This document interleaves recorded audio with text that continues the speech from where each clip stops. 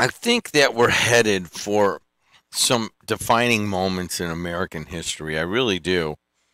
So I think on Tuesdays and Thursdays, I'm just gonna kind of sum everything up that's going on, and we that was kind of a crappy attempt at what we just did there, but for some reason, I feel as if there's so much going on that we have to kind of bundle it up here and talk about stuff that's going on at the national level, just for about 20 minutes on Tuesdays and Thursdays before I come inside. 6:01 here in the Calumet region, so I'm starting a JED in the region segment here.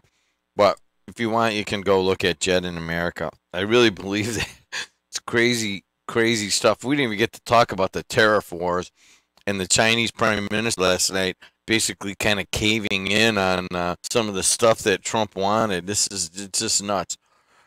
Anyways, the markets are way up overnight, and you're up about 250 on the Dow.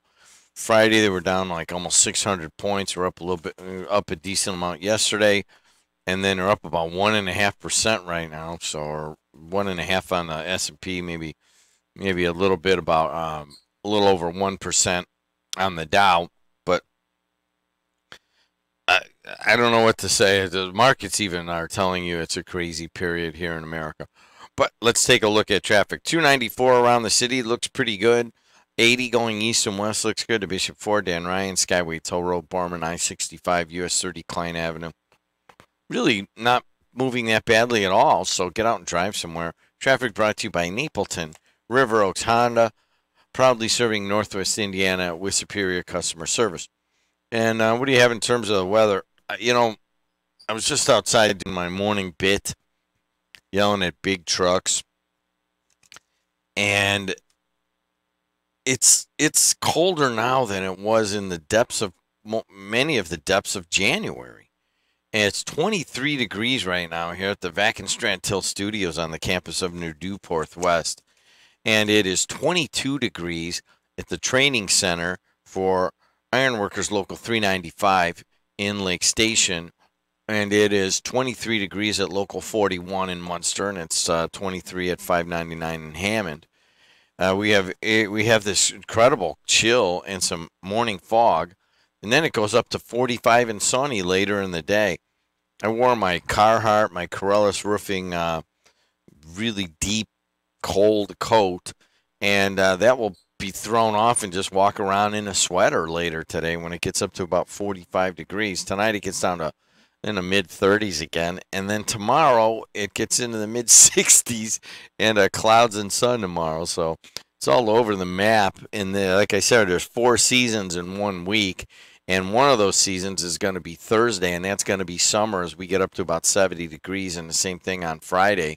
But Thursday should be a nice sunny day. If you got anything you want to do outdoors, do it on Thursday, or actually today, tomorrow, or Thursday. It gets pretty nice in all of these afternoons. By Friday, clouds up, and you get a thunderstorm coming through, and a high of 70. But it's not rain all day. It's just a passing thunderstorm and some grayness. What about the threat for allergies right now? It is low, as ragweed and pollen levels are low, and that should change pretty quickly as it warms up over the weekend. We'll keep an eye on that. All right, weather brought to you by our good friends at Labor's Local 41, of which I am a proud alum. What are you guys doing? 219-845-1100. We don't have Verly right now. I guess she is not here. Is she here? Is that her? Yeah, she just pulled in. So, in honor of Verly being just a little behind, I'm sure there's a good reason. I'm going to eat on the air because she loves it when I eat on the air. And, it's just how it is. There's a price to pay for everything. By the way, it was just about how many hours ago? I guess about 8, 9 hours ago that I was with you guys as I had my sports broadcasting class. We were on last night till about 8:30.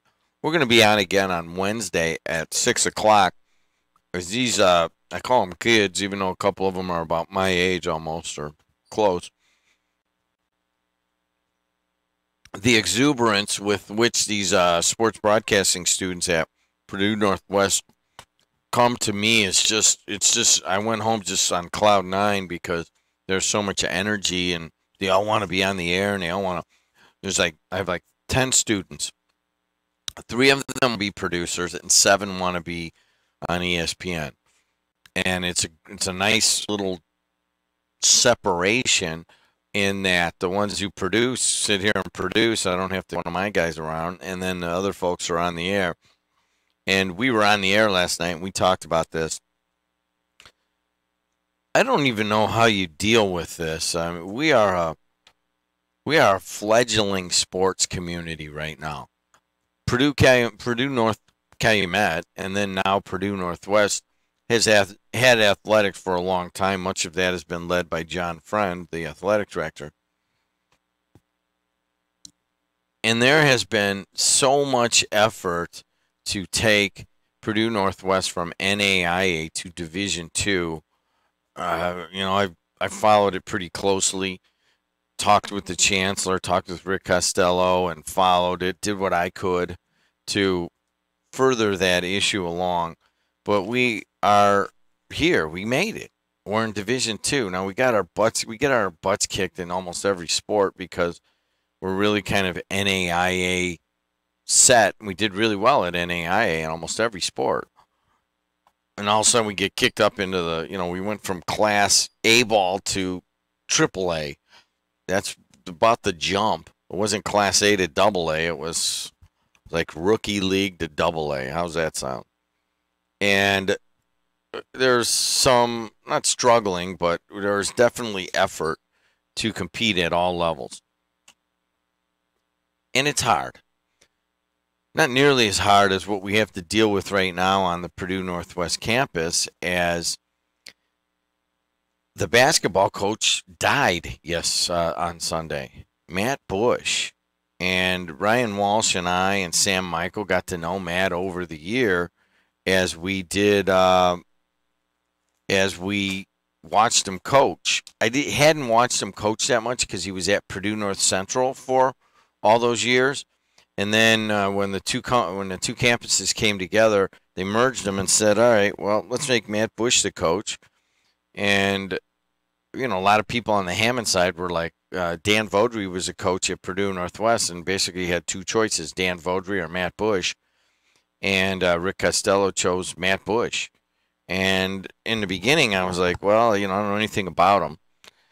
And then he was fighting pancreatic cancer. I got to know Matt. He was a longtime high school basketball coach. So we started talking about some of those days.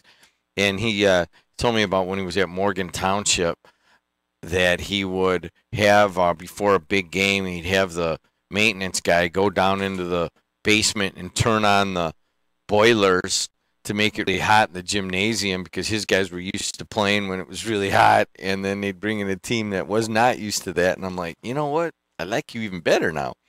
But anyways, Matt was just an old basketball guy. He wasn't that old. He was 62 years old. He was at Morgan Township forever. I think he grew up in New Prairie, the driving metropolis. So he had some pretty good kind of core Indiana roots. And then he got sick, and he had pancreatic cancer, so his son took over the team. And he and Scott Sparks of the Laborers Union did, kind of held the fort down. But you could tell when the old man came in that, he had been around, and he took Purdue to their first win in the GLIAC conference. I interviewed him after that game.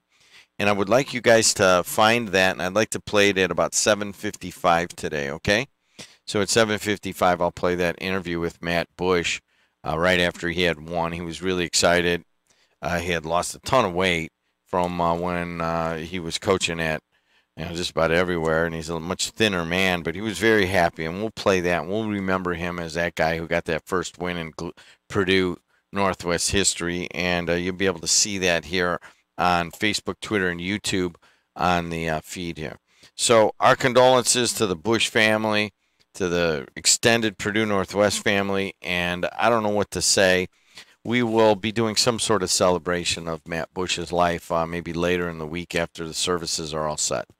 Ryan, do we have the services set? Can we When you get that, when Ryan gives that to me, we'll have it. So I'm going to reset here. I'm going to play just one spot, and then we'll be back with Verley Suggs, all right?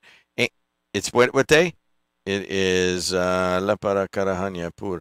It will be, yes, okay, we'll be right back on the voice and face of the region. John Salzader, candidate for North Township Advisory Board. I am fully qualified, experienced, and will bring a new face and new vision to your township government. Elect John Salzader, Salzeider, on May 8th, Democrat. Approved and paid for by the committee to elect John Salzider. All right, guys, there you go. 612 in the Calumet region. I'm Jim Dedelow, host of JED in the region, but I'm not the only host on Tuesdays because Verley Suggs joined me. Hi, how are you, Verley? What's going on? Good morning, Jim. Sorry I'm running late, but I had to drive all the way from my home in Maryville after getting off at 1 o'clock in the morning from my job at O'Hare Airport and driving past East Chicago, Hammond, and Gary to get to my home in Maryville. So sorry I'm running about 5 minutes late this morning for the job that I don't pay to be on. Good morning. How are you? I'm fantastic. How are you? Where'd you fly last night? You know what? I'm going to keep that a secret from now on because it appears that there might be some stalkers out there. Okay. So what you were in the skies last night and you got home late and you turned around and came in here. And just so everybody knows, just like Baker and Kuziak and everybody else, I don't pay Verley to come on here. And, Gladys comes on, same idea. I ask people in the community to come on and just sit with me, and I appreciate that you're doing this for me and coming in and sitting. You have been creating quite the stir, and we'll get to that. Why is that? I don't know why that is. But there's a couple of things I want to hit before we go anywhere. Yeah, and I know you got a list there. No, I don't. No, you don't. Oh, she flew last night. It's all in her head. It's all in my head. Yeah, so Tuesdays are a little bit easier for me. I was able to teach my class last night and not, I'm one of those closet guys that shows up and acts like he didn't do the homework and didn't have to study. But I sit down every night and do about an hour's worth.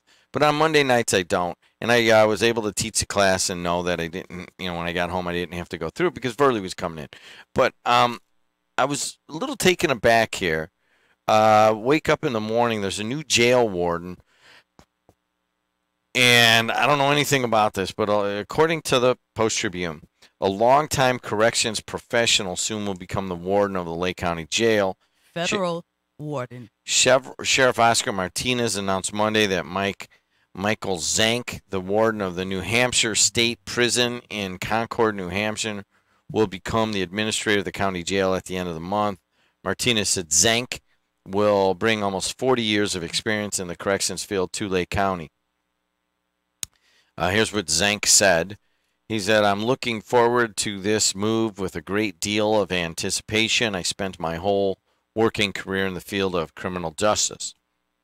Martinez said, hiring Zank took care of one of two critical elements of meeting the required level of compliance demanded by the U.S. Department of Justice.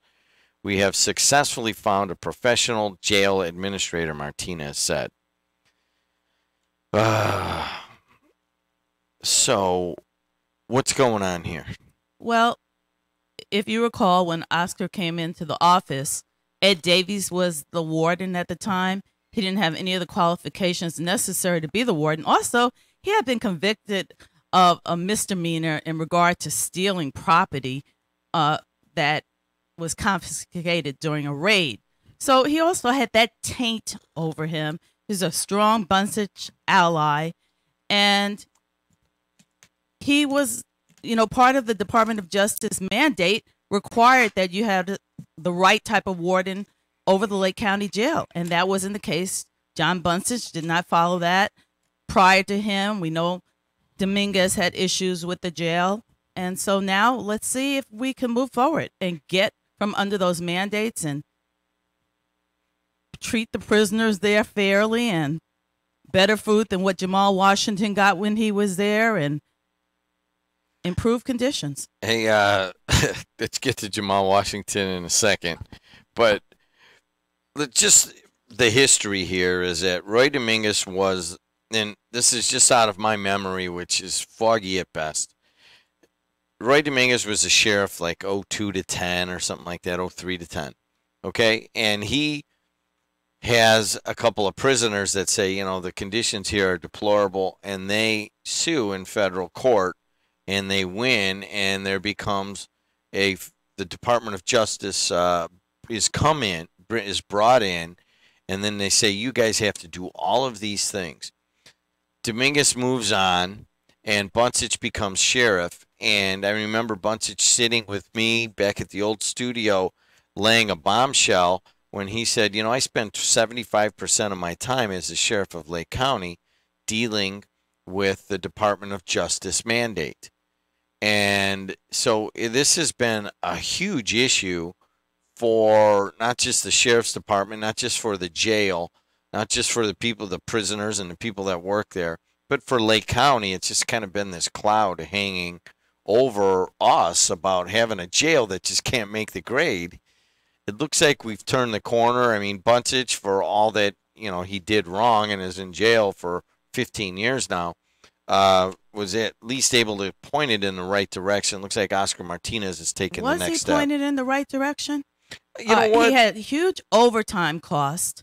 You had jailers making unbelievable salaries and working unbelievable hours. He hired somebody. He went through a number of wardens while he was in office. Overcosts for medical care. His girlfriend, the nurse, look how much money she was making. What significant things did he do for the jail while he was the sheriff? Well, I don't know about. We could talk about the overtime and the patronage, which certainly came up during the federal trial of John Buncich. And the budget overruns. And the budget overruns. But I think the number one thing was to get out of the Department of Justice's purview. And was he? And, I want to say that some of the mandates have been released. And I want to say that, of course, having an administrator is one that I think carries on. But, I mean, just from sitting back and saying, is the jail better now than it was when he came in 2011? From all of the observers that I've been given, yes, it's better than when he came in. That's all I'm saying on that. That there was some improvements made. Oscar Martinez has to either build on those improvements or take it in a different direction. But it boggles the mind that here in Lake County, Indiana, we have to have the federal government come in and tell us how to run a local jail. And that's just, it kind of parallels. We have to have the federal government come in and just clean our government every so often because we can't do it ourselves. Well, I don't even think it's every so often. I think it's a continuous thing. I mean, I spent part of the day yesterday over at the federal courthouse sitting in on the Calumet Township trial. Let's talk about that. That's a continuous thing. Tell us what's going on over there. Well, Ethel Shelton, the former administrative secretary for Mary Elgin, along with Alex Wheeler, who was the Jobs deputy, are both on trial for corruption. And right now the prosecutor is presenting their case. They have a jury of 12. Of course, Judge Van Bakken is there presiding over the case. And I always love watching Judge Van Bakken because I think he's a fair guy. I just like his personality. Really? Yeah, I've always liked him. So, federal judges can be liked? Yeah, I liked him before he was a federal judge. I mean, he was our U.S. attorney here for the Northern District. He was also an attorney right down the road here on Indianapolis Boulevard, right across from Round the Clock. Yeah, he's a nice guy. So Mary Elgin is where in this? Mary Elgin and her son, Steve Hunter, have both pled guilty. They took a plea, and so they'll be sentenced in May. I believe it's May 17th. Ethel Shelton and Alex Wheeler turned down the plea. Interesting enough, I believe that when they were offered the plea, it was for 4 counts, and they didn't accept that plea, decided to go to trial, and as soon as they get their first day, they dismissed 2 of the counts. So they would have perhaps taken a plea with 4 counts, and who knows how much time they would have gotten or not gotten, and now they're on trial. Ms. Shelton, who I've interviewed, has said that, she was a secretary. She did what she was told to do. As I was sitting in the in the courtroom yesterday, basically the case was about Mary Elgin and her son Steve Hunter. Interesting enough, it just looked like those two individuals were doing what they were told to do as part of their job duties. So it's Ethel Shelton, and who's the other guy? Alex Wheeler. Alex Wheeler is a former union guy with U.S. Steel. He was like big guy in the union and the Steelworkers Union. I think treasurer. Did a lot of stuff with workforce type of things. Okay, and so you went over to this yesterday. Yeah, I've gone a few days. The guys at the security checkpoint know me by now. So okay, we have a federal trial of people that worked in Mary Elgin's office, basically, right? Yes, two individuals. Why is that not in the Times? I didn't see anyone covering it. There was nobody there covering this? Not yesterday. Now, they have had some articles in the newspaper. Yeah, I've seen. I think the Post-Tribune, but I didn't see any reporters yesterday. Isn't that crazy? Yeah. Does that? I mean, you know, I can't. I have no room to talk. I didn't go, and I'm not going today. Is that? Well, is the prosecution still going? Prosecution is still going. You never know. Like every time I say I'm not going to go cover these federal trials, I wind up sitting over there because I feel like it's part of what the public deserves coverage of it. So is it kind of weird that they would be going after the secretary? Yeah, it is. The one thing that probably hurts them both is the fact that the secretary at the time of the raid was actually running for the board. And I believe Alex Wheeler, I know he had served on the school board for Gary. I don't know if that's where he was running for again, or I know he was running for a position as well. And so they did find paraphernalia for their campaigns in the Calumet Township offices.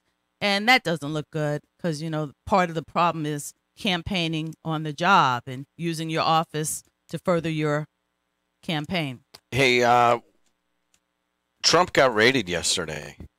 His attorney, Trump's attorney got raided.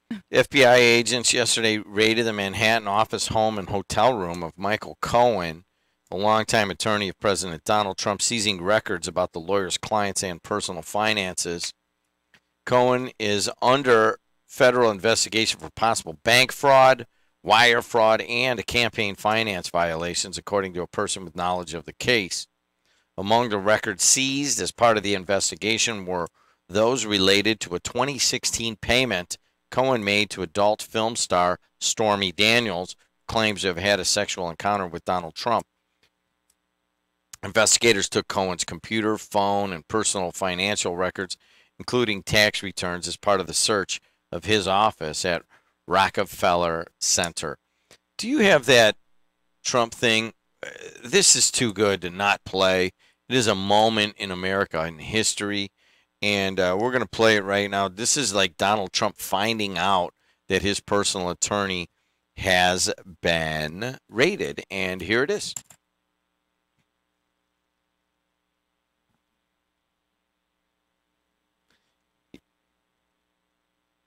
Alrighty, he promised me this was going to work, just so you know. Like a boom. All right, what are you saying to me? I got augs all the way up, and there you go. I hear your computer, so we'll see if we can get it. If not, Verley and I will simply talk about it because the investigators took Cohen's computer. He has it ready, all right, go ahead. Here we go.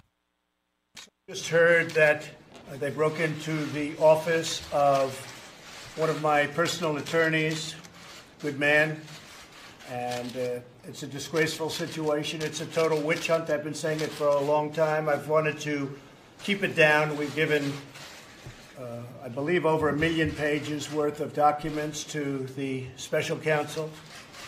They continue to just go forward, and here we are talking about Syria. We're talking about a lot of serious things with the greatest fighting force ever. And I have this witch hunt constantly going on for over 12 months now. And actually much more than that. You could say it was right after I won the nomination it started. The Attorney General made a terrible mistake when he did this and when he recused himself, or he should have certainly let us know if he was going to recuse himself. And we would have put a different Attorney General in. So he made what I consider to be a very terrible mistake for the country. But you'll figure that out. Did you have an affair with Stormy Daniels? Why don't I just fire Mueller? Well, I think it's a disgrace what's going on. We'll see what happens. But I think it's really a sad situation when you look at what happened. And many people have said you should fire him. Again, they found nothing. And in finding nothing, that's a big statement. If you know the person who's in charge of the investigation, you know all about that, Deputy Rosenstein, Rod Rosenstein. He wrote the letter very critical of Comey. One of the things I said, I fired Comey. Well, I turned out to do the right thing, because you look at all of the things done and the lies, and you look at what's gone on at the FBI with the insurance policy and all of the things that happened. Turned out I did the right thing. But he signed, as you know, he also signed the FISA warrant. So Rod Rosenstein, who's in charge of this, signed a FISA warrant, and he also signed a letter that was essentially saying to fire James Comey. And he was right about that. He was absolutely right. So we'll see what happens. I think it's disgraceful, and so does a lot of other people. This is a pure and simple witch hunt. Wow. That was just, it was for pure entertainment and high-level drama. That could not be beat. I'll tell you what, we will be right back. Mayor Anthony Copeland, along with the Department of Redevelopment and East Chicago Housing Authority, cordially invite you to attend the 2018 City of East Chicago Fair Housing Month celebration commemorating the 50th anniversary of the Fair Housing Act of 1968. This free event is on Wednesday, April 11th from 10 to 11:30 a.m. at the East Chicago Public Library, 2401 East Columbus Drive. Guests can tour the exhibit in the John C. Templeton Gallery at the main library, featuring artwork from the students at Joseph L. Bach Middle School. To RSVP, call 219-391-8513.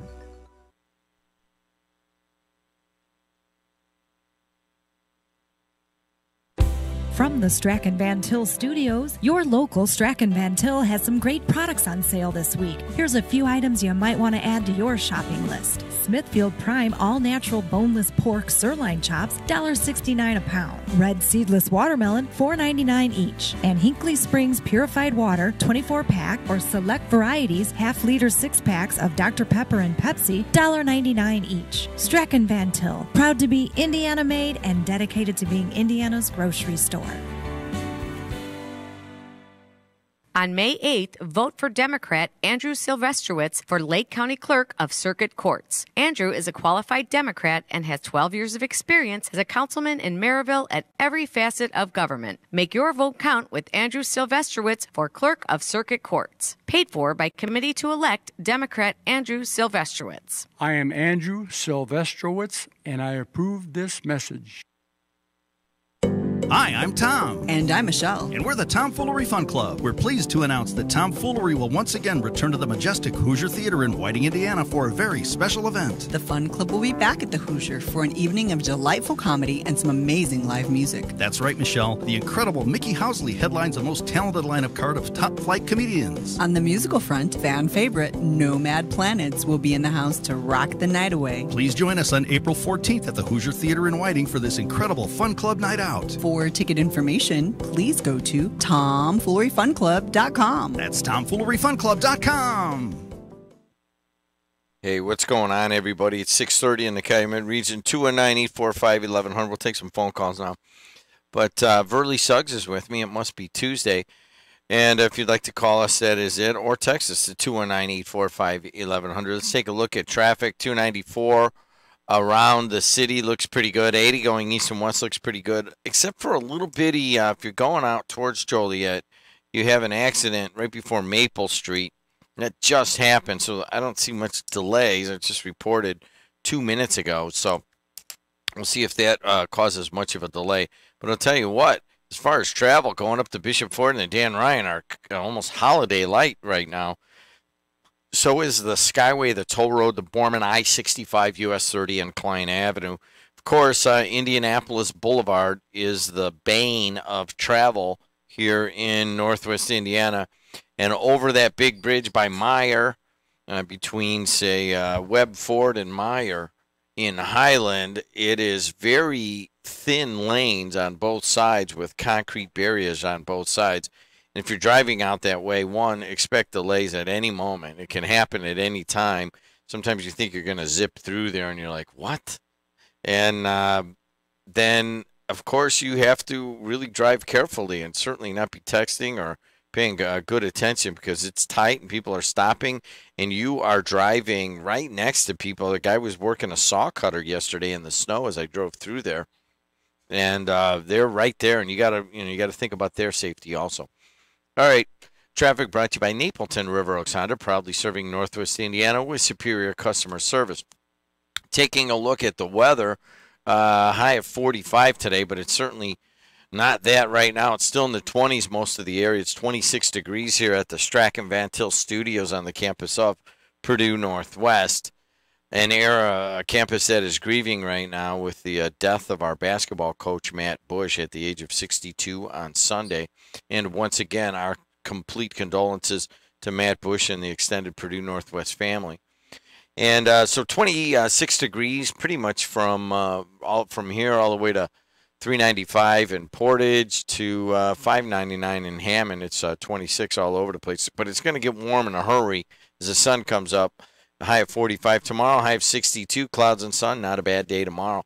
Thursday, a beautiful summer day, a high of 70, maybe even warmer in some areas with clouds and sun. Friday might even get a little bit warmer than that, but you've got some thunderstorms rolling in on Friday. Weather brought to you by our good friends at CertifiedElectrician.com.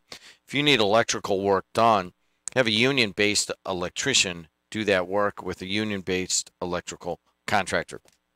In terms of the markets, it's crazy to figure out exactly what they're doing, but they're up 250 points right now on the Dow Jones Industrial Average amidst all of this really crazy stuff that's going on the domestic front. Perhaps some remarks by the Chinese leader had something to do with calming markets, as he said that they're going to open up China a little bit more for some goods. So maybe Trump's strategy is working with China. Verley Suggs is with me here today. Verley, Hammond and Mayor Tom McDermott had some things to say about you on Friday, and we're going to play a little bit of that right now. I know you haven't seen it, so here we go. And ready there, Jimmy Mullaney? He is. Here we go.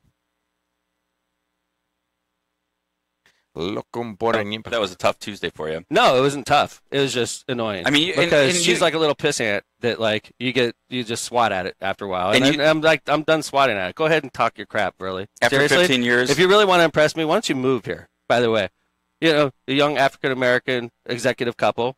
It would be great if you moved to Hammond or East Chicago or Gary, and maybe like other people will follow suit, and we could actually start rebuilding our cities. But you don't do us any good. Which I think Hammond's doing. By the she way, drives through. Think about it. She works in O'Hare as a stewardess on United Airlines. Flight attendant. Right? Flight attendant, right?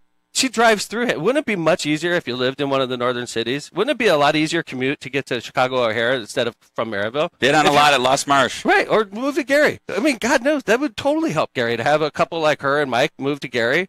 But no, we just want to talk about Gary. I host a radio show in Gary, but I don't want to live there. I'll host the Chicago radio show, but hell no, I wouldn't live there, right? I like to talk about Hammond, but I don't want to live in Hammond. You really want to impress me, Verley? You really want us to listen to what you're saying? Then move here. If you're not going to move here, just shut the heck up. Shut the heck up and stay in Maryville. Why don't you talk about your own community? There's a lot to talk about. If you really want to impress us, move here. Other than that, just shut the heck up. I think the mayor's back. See you next Tuesday, Verley. I think the mayor is back from vacation. All right. What does see you next Tuesday? I expected him to be sitting in the chair when I walked in. What does see you next Tuesday mean? I don't know. Me either. Well, see you next. I mean, you come on Tuesdays. But he said see me next Tuesday. So was he planning on being here today? I don't know the answer to that, but what I don't understand this dynamic that's happening here. I don't understand it. I don't understand your animosity toward him and Mayor Tom McDermott. I don't understand his outburst there towards your animosity towards him. I think he said something about you. You came back on Tuesday and retorted against that. And then the mayor hit you pretty hard on Friday. Did he really? What's going on here? He hit me hard? Well, maybe attempted to, or he got mad. You know, I have to take a page out of Michelle Obama's book and say, when they go low, we go high. Because there's a lot of people in those communities that he mentioned, especially Gary in East Chicago, that actually love, like, respect, value my opinion. So rather than get into and wallow in the pigsty with Mayor of Hammond, I will refrain from that rhetoric that he used. As far as East Chicago goes, well, the city of East Chicago has me during their show. So apparently they don't have a problem with me. And apparently if he goes into Gary, if he finds anybody there who doesn't respect me and my husband and value all that we do in Gary, then bring him to me. Because he called me what? He called me, what's a pissant?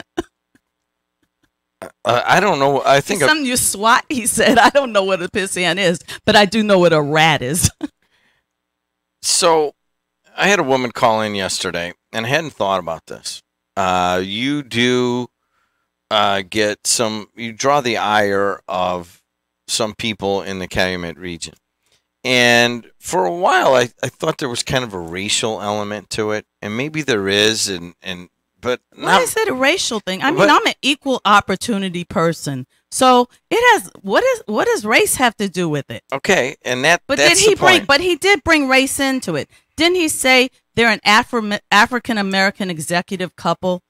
I mean, I did hear some. I heard you play stuff yesterday. Young African American couple, and it was amazing that he brought my husband's job into this, because when I wasn't here that Tuesday, he brought his job into it as well. So I don't know what his issue is with my husband or my husband's job, but my husband's not in this. So okay. So the point that was brought was, does America or the region, are we able to accept a strong woman? And that was the question that a woman called in and said, that's ultimately the problem here. That's why Hillary is not the president right now, because we're not ready to accept strong women. Strong women kind of upset the apple cart, the good old boy way of doing things.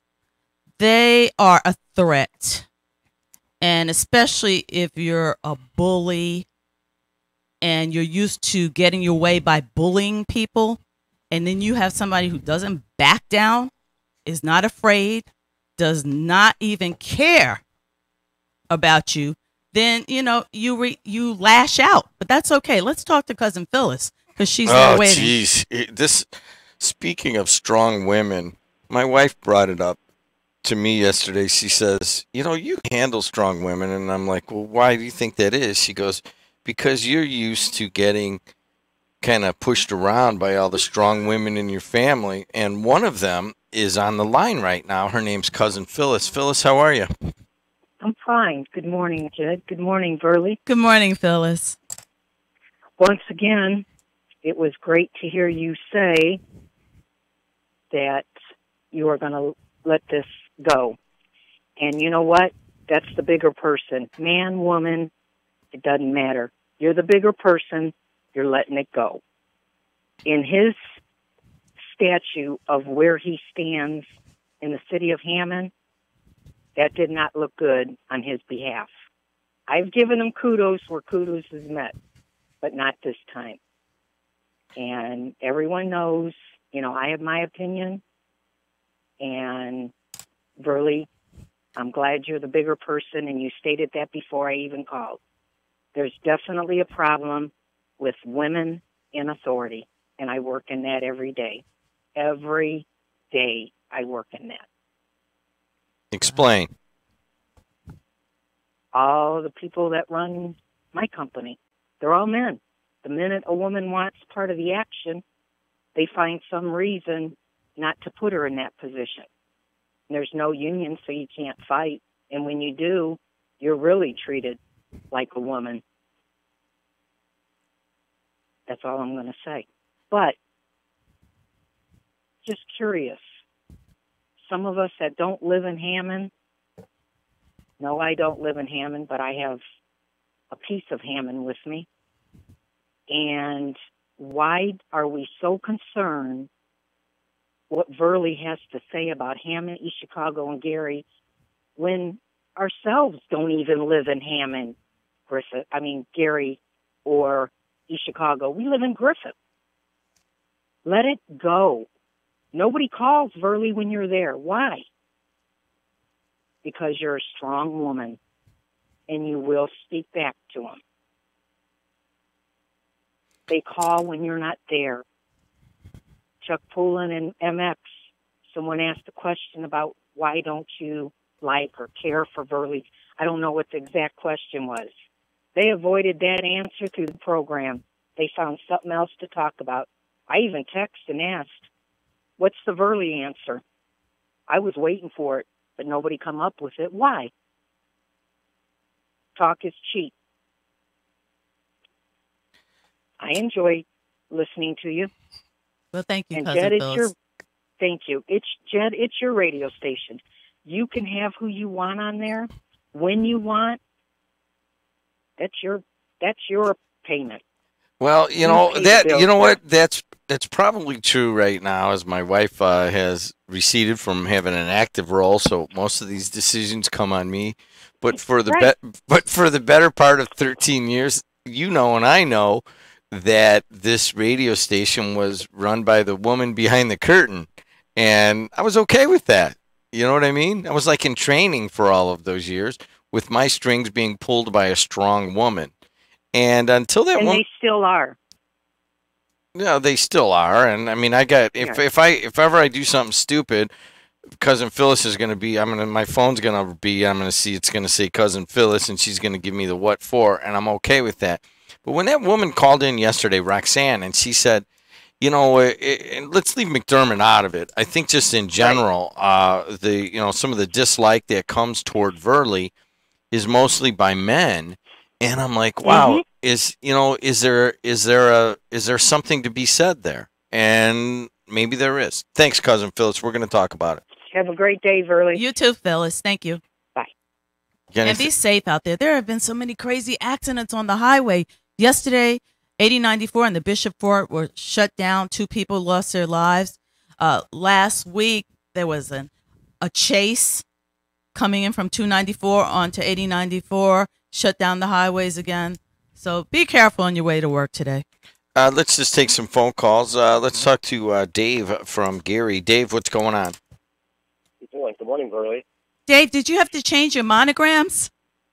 Yes, I did. and proud to do it, by the way. Wonderful. I love where I live. I called in yesterday, Verley, and this is the third time I've heard this tape from Friday, and I hold you both in the highest esteem. I respect you both for what you do in Gary and East Chicago, Verley, and your career. Thank you. I admire the mayor for what he does and what he's done for Hammond. But I think I'm a little rare in the fact that I put the party first, okay, instead of myself first.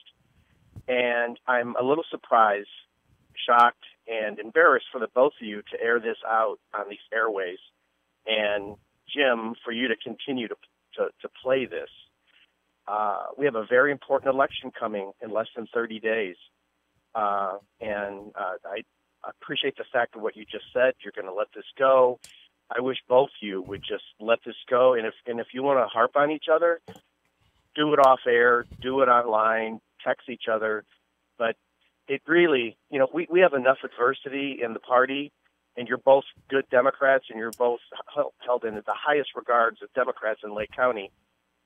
We have enough adversity with our elected officials getting thrown in federal prison, and we don't need to get set back another 20 years. And this has nothing to do with you being a woman, Verley, because it would be very easy to have 2 men or 2 women do this. That I don't bring I would never bring that to the table, because to me that's insulting to a certain extent to a woman. I think you know what I'm talking about, because I hold women actually a notch higher than men, being raised by 3 women and working for the organization that I do.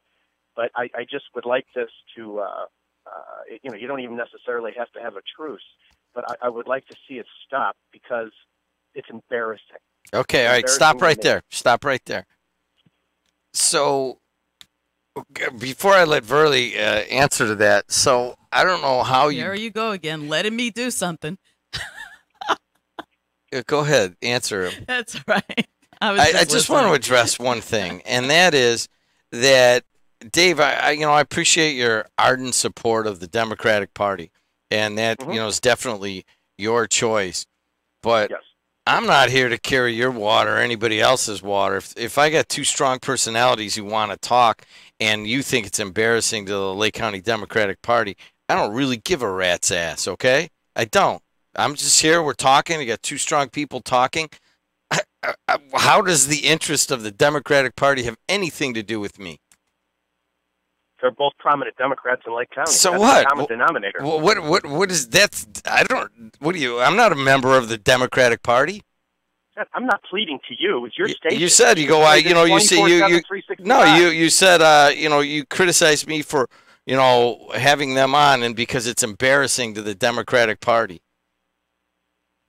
No, you're going to have them on because they both have a show. Verley's your co-host on Tuesday. Yeah. And the mayor pays for his own show on Friday. Okay. Well, I just want to make sure that you understand that whether it's embarrassing to the Democratic Party, anything that ever happens on here, whether I cover the federal trial of John Buncich or whatever, then none of that's like a non-factor. All right, go ahead. Verley, what do you say about how you and McDermott going after it reflects on the Democratic Party? Well, I'm sorry, Dave, but it really has nothing to do with the party at all. Okay, it really doesn't. But this is no. But I appreciate your comments. Yeah, I mean, you're a Bunches person, right? No way. Years ago. Never. I have never ever voted for John Buncich. Ever. Another redeeming quality that you have. Hey, Dave. Never. When did you become such a party guy? Because I drew a line in the sand about 5 years ago, and I'm tired of, and so are you, of what's going on in this party over the last 30 years. You get 57 in federal prison. It's embarrassing. Enough's enough. And this is just another distraction. And it just so happens I look at it differently, and I appreciate you giving me this time. Maybe I look at it differently, and Verley says that the party's not an issue, right? But I look at it from the outside in.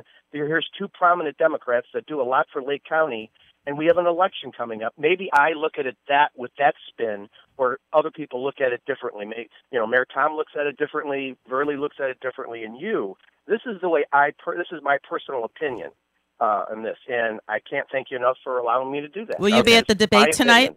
Thanks a lot, Dave. Pardon me? Will you be at the debate tonight? Yes. Okay. See you then. What debate?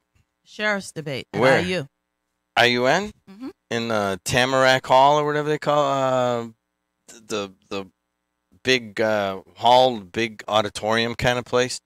I'm not sure which room I'm not sure if it's going to be there or in the new building. Wait a second. That's right. If it's in a new building, I'd think about coming out there. I'm actually going to see Peter Pan there on Thursday. They have a performance of Peter Pan. The new theater is up and running? Oh, it's been up and running. They did The Wiz, West Side Theater Guild, Mark Spencer. If you guys don't know what we're talking about, across the street from IUN, basically across Broadway, they built this brand new, huge building. And in it are a number of facilities for theater. And I got a tour of this place while they were building it from Gary Up, the guy who was building it. He was the main contractor. And they were building a theater that, to me, it looked like it was going to have the best acoustics ever in a theater here in Northwest Indiana. He showed me what they were doing, the kind of stuff they were putting in the walls, the wiring, and the way that they configured for the sound. And I'm kind of a sound junkie, So I would love to go see one of these things, and I hate to say it, I'd love to see the performances. Oh, yeah. But I just want to see how their sound came out on Their that sound thing. was good. I mean, the Northwest Indiana Symphony for the grand opening played there, and they did a fabulous job. So it's a great venue, and the sounds are great. And they have one of the theaters, and I guess this is new in avant-garde areas. They have a theater where the people perform the play under you, and you walk around on on catwalks above it. And I don't know if they've been using that or if they've been doing any. They'll probably use it for Peter Pan since he flies. 219-845-1100, and MX has been waiting. MX, how are you? Oh, pretty good. I called because my name was brought up by Aunt Phyllis. A strong woman doesn't exactly mean you're a smart woman. You make up for your lack of smart to be strong. Yes, and if Aunt Phyllis is on Facebook, our last 15 minutes of the show was on Facebook, and our video has over 900 views. So I answered that question that Mike asked me if I hate Verley. And I said, I don't hate anyone. Those memes and cartoons are political satire of what people say. Now, I'll answer your question about a pissant. A pissant is in a man's urinal, okay? And they can swim through all kind of pee. And I made that meme too. If you look, I've got an ant in the urinal. So that's what he called you, Verley. A pissant is an insignificant or contemptible person or thing. Yes. And that's what what you're talking about is like urban slang. It's an insignificant person. Is what I hope they're that saying. you keep replaying this. I really do. All right. So what are you trying to say? Go back to your thing. A strong woman doesn't mean a smart woman. What does that mean? It means a non-smart woman has to make up for it in strength and bullying. Actually, Verdi, you started this whole mess. How did I start it, MX? Because you said the top 10. Well, wait a minute. Did you look at the show the week before when he was on Tuesday? I made a meme of it. Okay, so then I didn't start anything, but I finished it. Okay, I'm done. You didn't finish nothing. I'm done. And this is going to go I'm on. done. And if you were a smart woman, you would have never brought up the top 10. You know what? If you were a smart man, you wouldn't try me, okay? I did. Because I just did. if you I made a meme MX, of a if all piss you ass. can I do is didn't make try memes, continue to make your memes, please, because they And all listen show to how Facebook. intelligent you are. You and Aunt Phyllis go to a coffee shop and listen to the end of Facebook. I don't hate anyone. Okay. All right. Thanks a lot, Good MX. for you. Ryan, where are we going here? Number one, Marine Pete. Pete, how you been, man? Where you been? I'm doing great, Jed. I'm doing great. How are you, Phyllis? Or not Phyllis? How are you, Burley? Hi, Marine Pete. How you doing? Great. Hey, I love that we aren't censoring radio. I'm glad you guys are talking, and this shows your true colors. Whether they're good or bad or ugly, that's great. We shouldn't have to put a coat on our feelings and how we feel about each other. Let it out. Let it air it out. I think that's great. Keep up the great work. And if I hear the word Mimi one more time, this is stupid. Golly, it's a meme. It's a meme, okay? Keep up the great work. He likes to call them his talking to you. memes Let's because go he's a smart man. Let's go to Dennis. Dennis, how you been? I've been all right. Hey, Hi, Dennis. Brother, you still with Catholic Charities? You still do stuff No, with I'm no them? longer on the board for Catholic Charities. I right. resigned. Okay, I got a letter from an accounting firm, so they're conducting an outside audit. I wanted to confirm some of my donations to them, which usually outside audits aren't a good sign of something going on. I was wondering if you had any insight into it, but it sounds like you may not. So, As far as any donations you've made to Catholic Charities, you can actually contact the office. I can give you the phone number.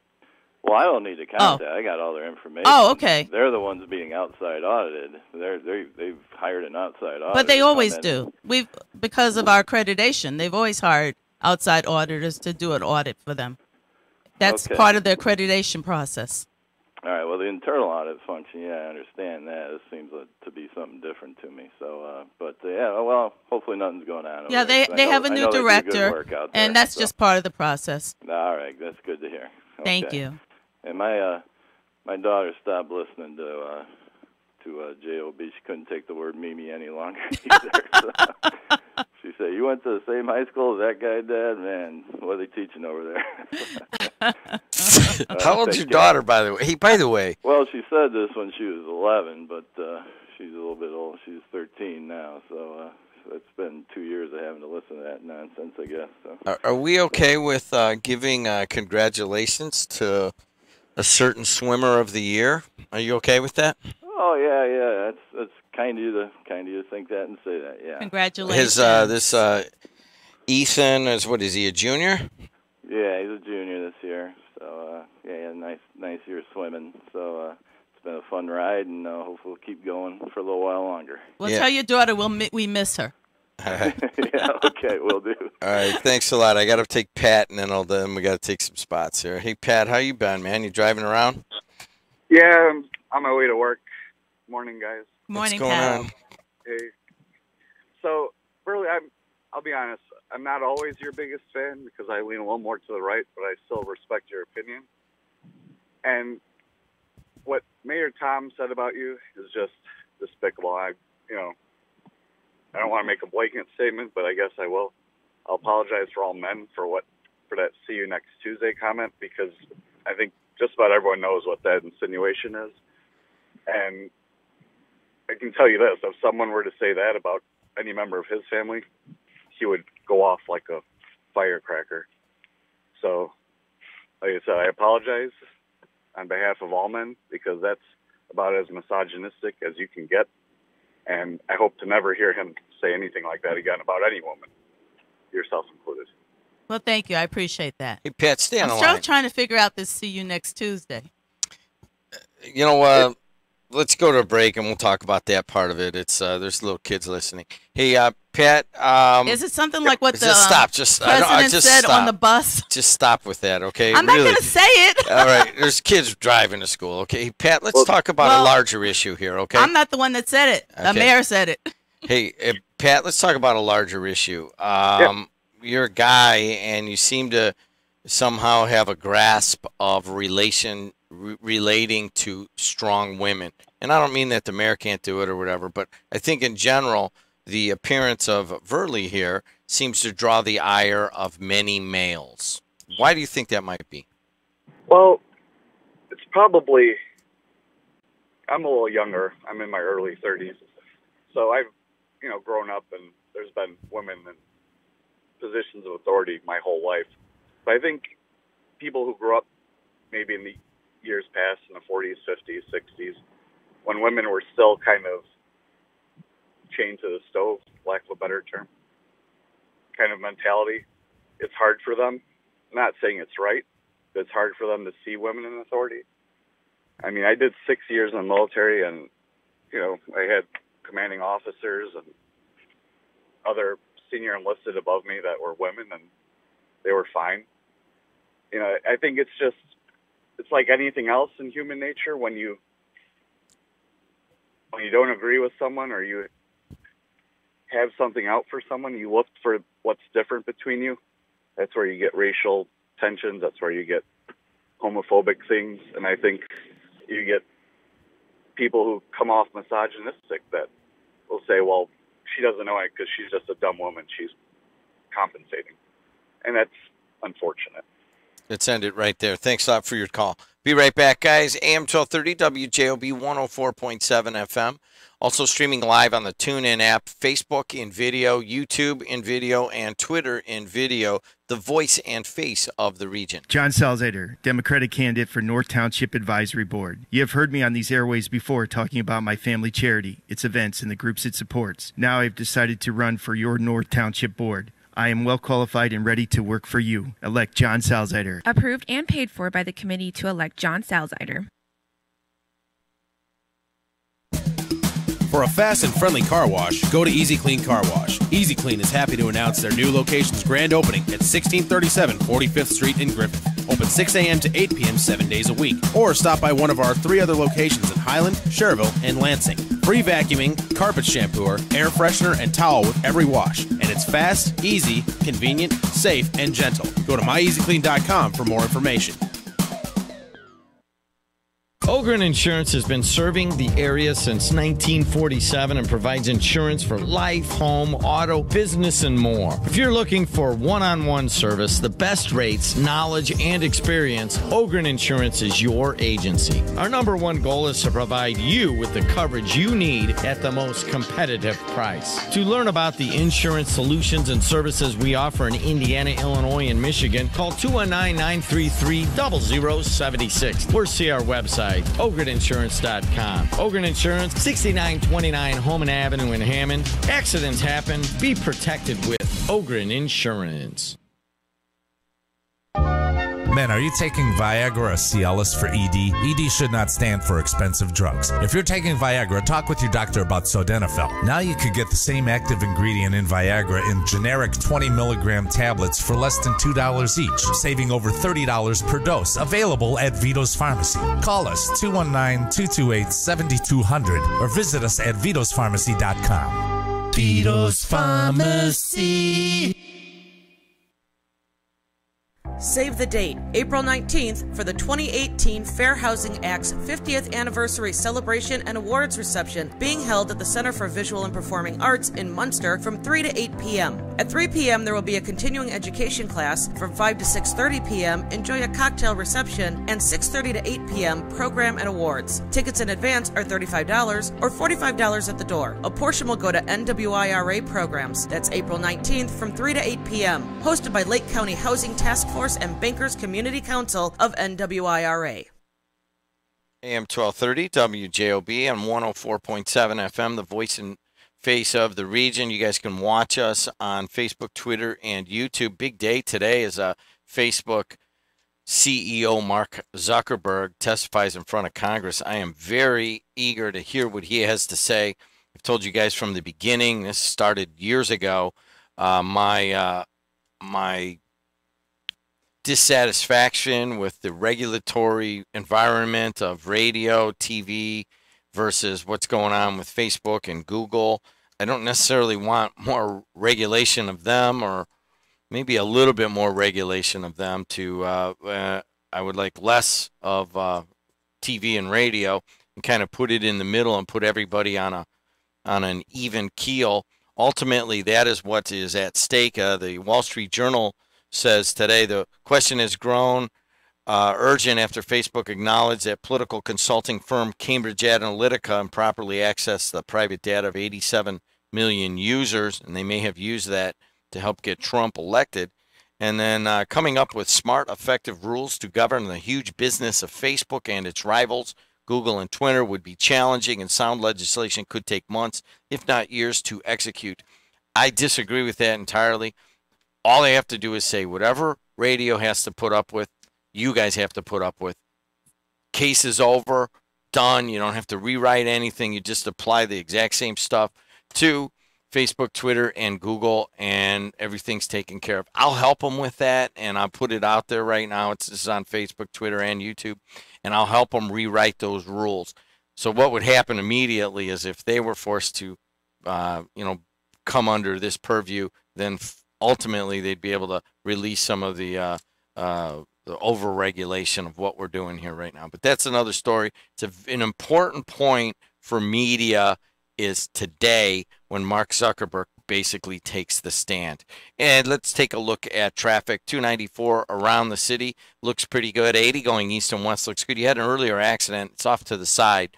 We'll leave that alone. Bishop Ford's starting to get a little bit cloudy from 115th up to 103rd. And but other than that, it's really I probably wouldn't pay the money right now. You do have that at the merge, but it's been worse, and you guys know that. So actually, the harder part is the southern end of the Dan Ryan. So it's right on the middle of where you might think about going to the Skyway and the toll road, which are moving along just great. The Borman looks good. So does I-65 and US 30. Your problem all day long, every day, is Indianapolis Boulevard between 45th and Main Street. as that big bridge between Webb Ford and Meyer has the entire center part of it cordoned off by concrete barriers, and they're very thin lanes on both sides, and it's kind of hard to predict when there's going to be a half-mile backup.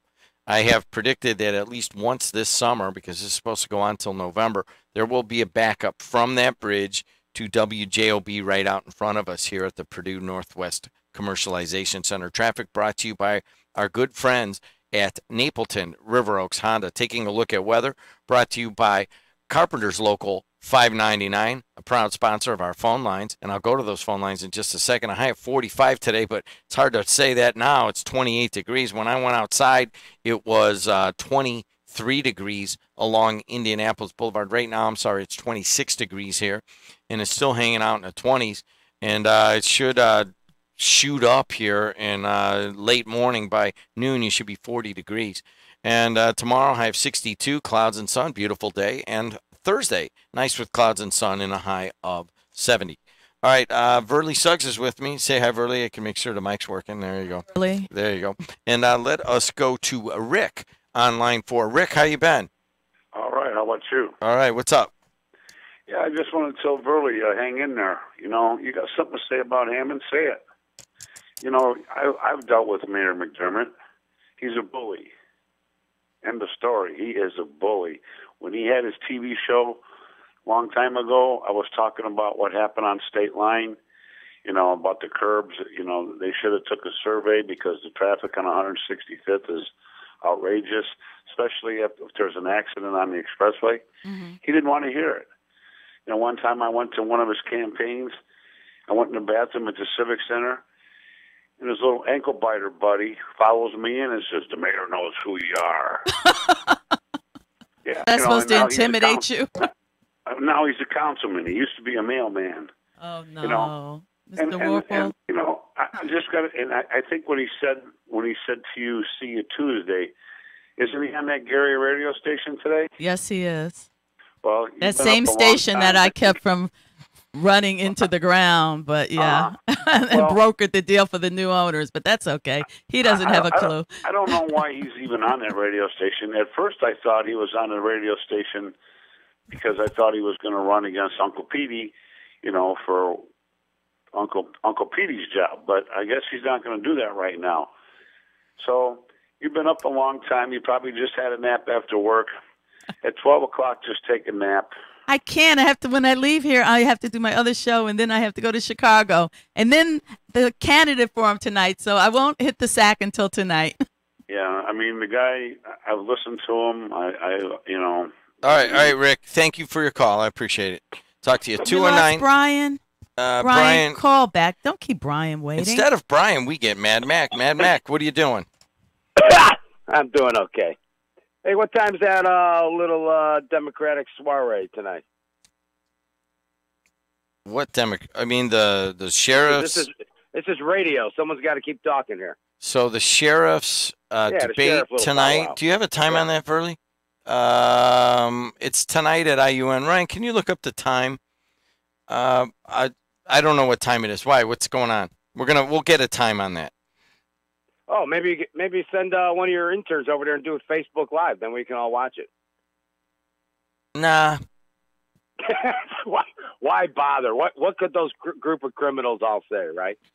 Well, hey, why? Let me address that. I think that. I was only saying it. I think over time that. The day is long. I mean, I've had Oscar Martinez on in the last 5 days. I've had Dave Dowling on. I think the sheriff's candidates are using the airwaves to get their message out, pretty well. I think we'll get some of the other ones coming on here soon. And I think it's just better to just kind of keep it right here around this table than to, just sending camera crews out and stuff like that. Besides, it's expensive. Anyways, go ahead. Oh, okay. Can you just do a Facebook? Well, I guess, okay, what? I don't It's 5 to 7. It's tonight. It's 5 to 7. Oh, 5 o'clock to 7 o'clock? Yeah, okay. yeah, not 5 minutes to 7. I mean 5 p.m. to 7 p.m. That's at 5 o'clock. I might drop by that thing. Sense. Yeah, you know what? It's a lot easier. I mean, I don't know about you, but after like 7 o'clock, I don't like being out of my house anymore. So 5 o'clock is a lot easier. So what's going on? What's on your mind, Mad Mac? Well, I'll drag your dad out of Johnny's, and we'll go over there and watch the Stop. thing. You know what? That was not supposed to be mentioned. What my dad does, but go ahead. Oh, that's right. Okay. All right. So let's see. Let's talk about who's the vast majority of your audience? Isn't it men? Right? Vast majority of your audience is men? You know what? I don't want to give away trade secrets, but it is it's men. Let's be realistic. All right, well, go ahead. Where's your point?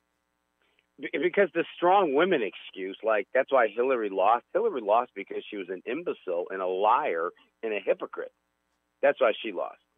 Now, I think Verley takes criticism, not because she's a strong woman, because I find many of the comments racist. I find race is a very important issue with her every Tuesday. Every Tuesday. Like I said, I made a bet with someone. I said $10 a week.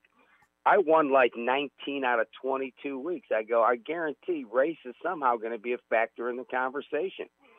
And I'll just leave it with the one magic thing. She says that anybody that voted for Donald Trump is a racist. I don't know what else you could possibly say. It doesn't seem to, it's self-explanatory.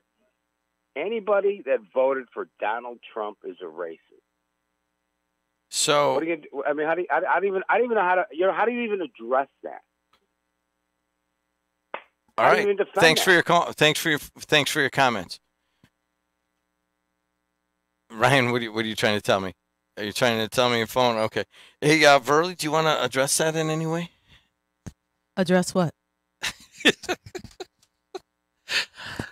All right. Well, we need to move on because as much as entertaining to some people that this is, there is a gravity to the situation between you and Hammond, Maritime, McDermott kind of going at it. And that is that, you guys are both looked up to in the Calumet region. Let's just say it. Perhaps by different people. But one thing I will say, there's not one thing that I mentioned last week that was untruthful. Okay, and I didn't even bring into some of the other things like the Pierogi Fest and his pulling the police off of security and a number of other things. So basically, the things that I said concerning the mayor of Hammond are actually truthful, and they're a lot nicer than what most of the people around the state say. Hey, we'll be right back. We're going to take a phone call, and then we'll go to a break. Hey, you're on the air. Who's this? Hey, Carl, what's up, man? In my own life, I personally struggle with trying to follow the second great commandment, because when somebody does me wrong, I want to lash back. And so I'm seeing two strong Catholics here just kind of chucking that one out the window. And, I just, like I said, I know I start with my own failings on this, so I'm not really trying to criticize, but, if there were two kids standing in front of me for arguing in class, I'd say that, two wrongs don't make a right.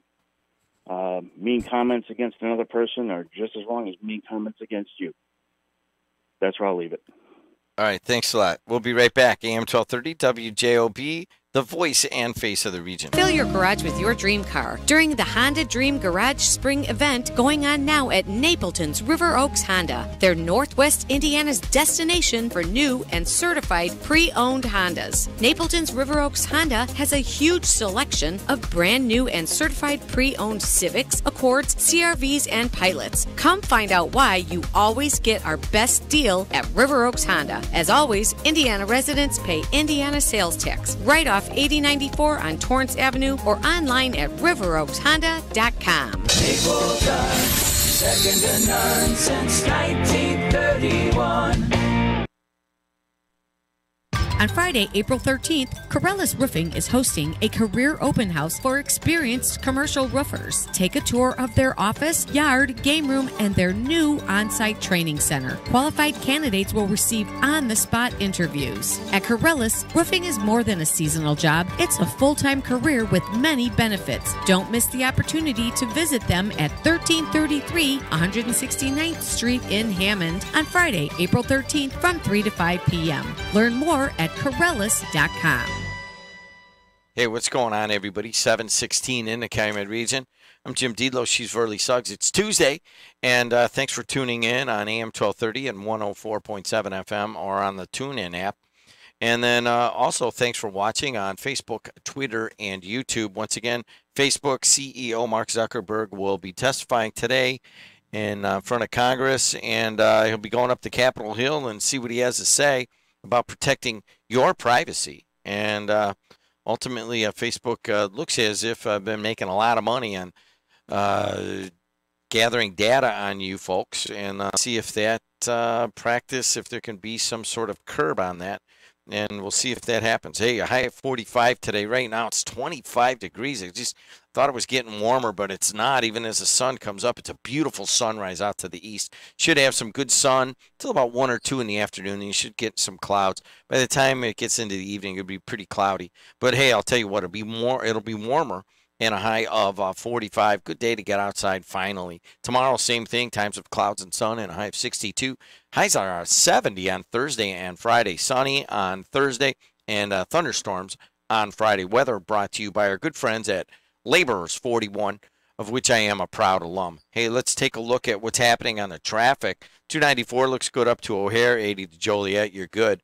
Bishop Ford starting to get a little bit clumpy at the merge, and on the southern end of the Dan Ryan expects a 7 to 8 minute delay through that area. If you can't handle it, pay the money and go up the Skyway and the toll road. The Borman looks good. I-65, US 30, Klein Avenue all look good. Of course, Indianapolis Boulevard is one you always got to worry about right now between Meyer and Webb Ford, down to 1 lane in both directions.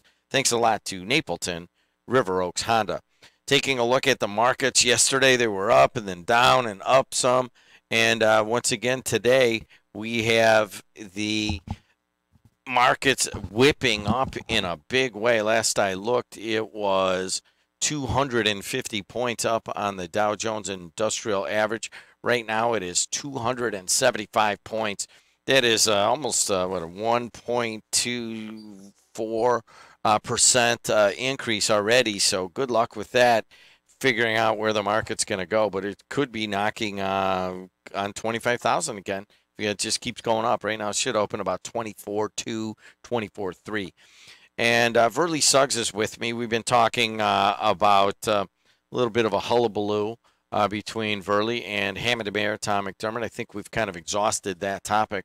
We've got a couple more minutes here. Thank Verly. you. Verly, there are a number of races coming up in the primaries here. And let's start at the top of the ticket. Let's look at the Senate race here in the state of Indiana. You are starting to hear some spots on Laura Ingram's show and some other spots from Senate candidates.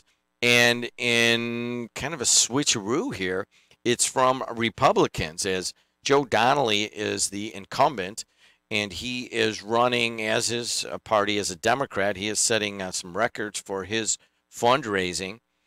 And then on the other side, there are two prominent Republicans and then one prominent businessman going for the Republican nomination. Kind of up for grabs right now. That's Luke Messer. Todd Rokita, of course, who went to St. Tom's and Munster High, local guy who is an elected congressman downstate, went to Wabash, stayed down that way. And then Mike Braun, who is a businessman, a very wealthy businessman, and he is running also. So you got three Republicans going at it right now. Very rarely here in Lake County are we looking at the Republican side being where the action is. Well, the interesting thing is that Todd Rokita is being criticized right now. He's been traveling around with a cutout of President Trump, but now they're showing those sound bites where he was in an interview and he was supporting, I think, Cruz at the time.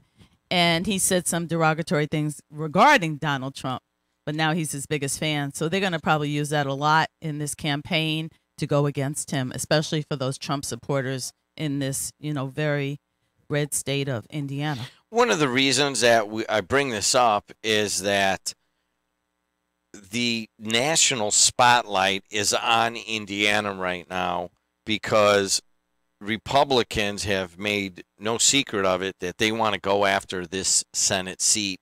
They think they can win it back from Joe Donnelly. I covered this campaign. I covered Murdoch. I covered Donnelly during this campaign years ago. And if you ask me, Murdoch, I went over here and interviewed him here a couple times. He had this thing sewn up, and then he said the rape comment that I can't remember exactly what the rape comment was, but it was basically referring to it as like a gift from God, so to speak. Yeah, there was something about he made a really inappropriate rape comment, and how a Democrat got elected to the Senate in Indiana, a state. Evan Bayh was a Democrat, and he was elected to the Senate in Indiana. He's not but the first. not this last time he wasn't. Right, but he didn't run this last time. He didn't he lose? He ran this, that little thing where he got in at the end. But remember, he gave up his Senate seat, and then he tried to get back in. Well, yeah, but right now Indiana went 19%. Was a 19% majority for Donald Trump. It is a supermajority in the House and Senate down in the state legislature, but a Democrat won for Senate. To me, that was he kind of stumbled into that. Donnelly did. He was way behind. I remember covering that. And here's your next senator, and everybody. Well, he was already a congressman, so he was in, and President Obama won Indiana, so it's not an anomaly for a person to be a Democrat to win in Indiana. And what year was that? It doesn't matter. We've had some. So that was 10 years Democratic, ago. Right, but we've had Democratic. We've had Democratic in the well. past, but right now, Indiana, as it sits with a supermajority in the state legislature and a 19% majority for Donald Trump, is heavily a Republican state. But we did not get the opportunity to find out if Mike Pence had run as governor and not been selected to be the vice president, whether or not he would have won, or Greg. So we will never know. Of course, Holcomb won. I think he's done a great job, but we would never know. Do you think Democrats will run Greg again? I hope not. Why not? I don't think he was a good candidate. It was, from the very first time I interviewed the guy, and I put it to him, and I said, hey, listen, here you are with your pig comments and the pig farm and your Southern Indiana twang. I'm just trying to figure out how that's going to play up here and in South Bend and in Fort Wayne. And I think that was a huge problem for him. Is a Southern Indiana Democrat just can't mobilize the people across US 30 and across the toll road. It just wasn't going to happen. If they try that again, I think they'll lose again. It's a geographic thing. He was a great guy. Right, but the first time he ran, there were so many people who went to the poll and they voted for the president and they didn't even bother to vote for the governor. So the big race there on the statewide is Rokita here from Munster, Luke Messer, who's a very vocal Republican, well known in the central part of the state. We don't know him at all. And then Mike Braun.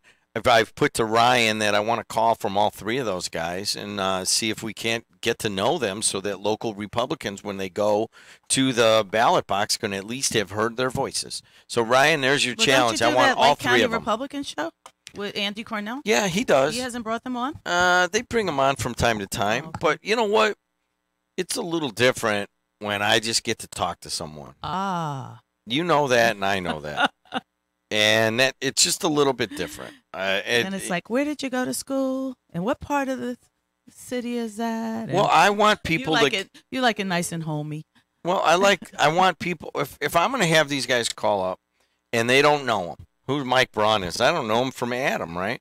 So I want to know who he is. Well, why hasn't Todd called in? I mean, he's a local guy. Well, I'm sure that once we get closer that their campaigns will want that. Mm-hmm. And I just haven't got. We're having this as the first time we've talked about this race that is very important because it's going to determine who could possibly unseat Joe Donnelly, which could determine if Democrats or Republicans hold the Senate. So that's why this is such an important definitely race. It's an important race. Hey, let's talk about here locally. The sheriff's race kind of went a little quiet for a week or a week and a half here. And I guarantee it's not going to stay that way. But we're still looking at Oscar Martinez, Betty Dominguez. Oscar was actually endorsed by the Northwest Indiana Times. And Betty Dominguez is in that race along with Dave Dowling I had here on yesterday, along with Rich Ligon and Mike Brown. I think those are the 5 top getting the most. I think there's 3 others. There's others. Nate Hall, Wally DeRose, and Maria Trekovich. Yeah, Trekovich. So I've heard them all in the debates. They all did a fine job, but there were a few that didn't even need to be in the race. What do you mean by that? Well, they just really, they're not electable, and so why even bother? Why not just get behind one of the top 4 candidates and run? And I'm gonna try and stay out of this because I have strong feelings regarding Mike Brown in the race and others. So I'm gonna not share those strong feelings on the air. But just not everybody needs to be in that race.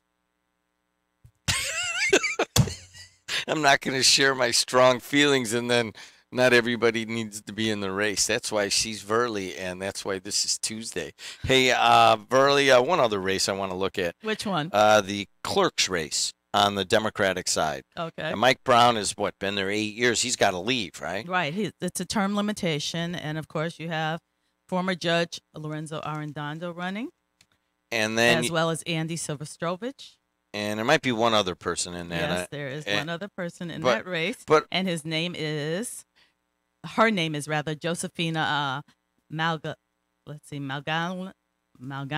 I don't know. Well, we'll get a pronunciation on that. So you have 3 people. You have 3 people in that race, but you have Silvestrovich, who has been running for a number of. He's a great guy. Positions. He's a nice guy. He's run for a lot of positions over time. And when I saw him before he filed, I said, "What's it going to be this time, Andy?" And he said, "Just wait and see." And this was the race he got in. Then Lorenzo Arredondo, very well known in the community over many years, and he is going from the judicial side to try to get into the political side, which is not a path that a lot of people take. Well, the thing about it, this is not his first foray into running for office. If you recall, he ran against Curtis Hill for Attorney General. Yes, that's right. I forgot about that. He just recently ran an election, and he feels that with his background in the court system, that being the clerk is just a given, that he can, he knows how the courts are run, and that he'd be the best choice to fill that position. She is Verley Suggs, and we are out of time. I've got some other guests coming in. Verley, thanks for joining me, as always. Thanks, Jim. Donating your time and flying and getting up early. We do appreciate it. All right, guys, I'll be right back. AM 1230 WJOB and 104.7 FM, the voice and face of the region. Do you have a family history of heart disease or diabetes? St. Catherine Hospital Cardiovascular Prevention Center providers are offering free assessments to help determine your risk for heart disease and other related medical conditions. On Mondays, Tuesdays, and Thursdays from 9 to 11:30 a.m., you can stop by the center at 7217 Indianapolis Boulevard in Hammond for assessments like an ABI leg circulation test, blood pressure, body mass index, random glucose assessment, and more. You must be 18 or older, and walk-ins are welcome. You have only one body. Let St. Catherine Hospital of Community Healthcare System help you take care of it. You can also call 219-392-7CVP to book an appointment today. Rush Radio Surgery deploys revolutionary technology in the fight against prostate cancer in just 5 outpatient treatments. With radiosurgery treatment for prostate cancer, there is no pain, no surgery, and you can go back to your normal activities right after treatment. Prostate cancer does not fight fair, and neither should you. For more information, contact Rush Radio Surgery at 312-942-4600 or visit us at rushradiosurgery.com. No case is typical. Results will vary by patient, and there's no guarantee other patients will experience these results.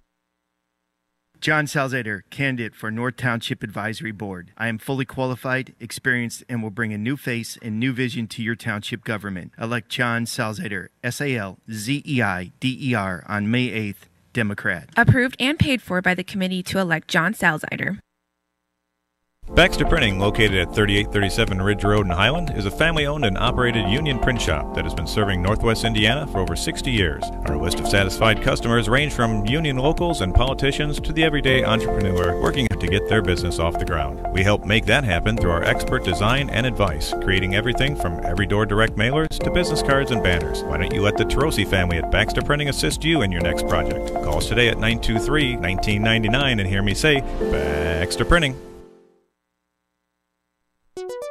Looking to advance your career? Earn a master's degree in technology online in just 18 months from Purdue University Northwest. Our graduates tell us their master's degree in technology, leadership, and management results in promotion and higher pay. Call Purdue Northwest at 219-989-2966. That's 219-989-2966 to get ahead today.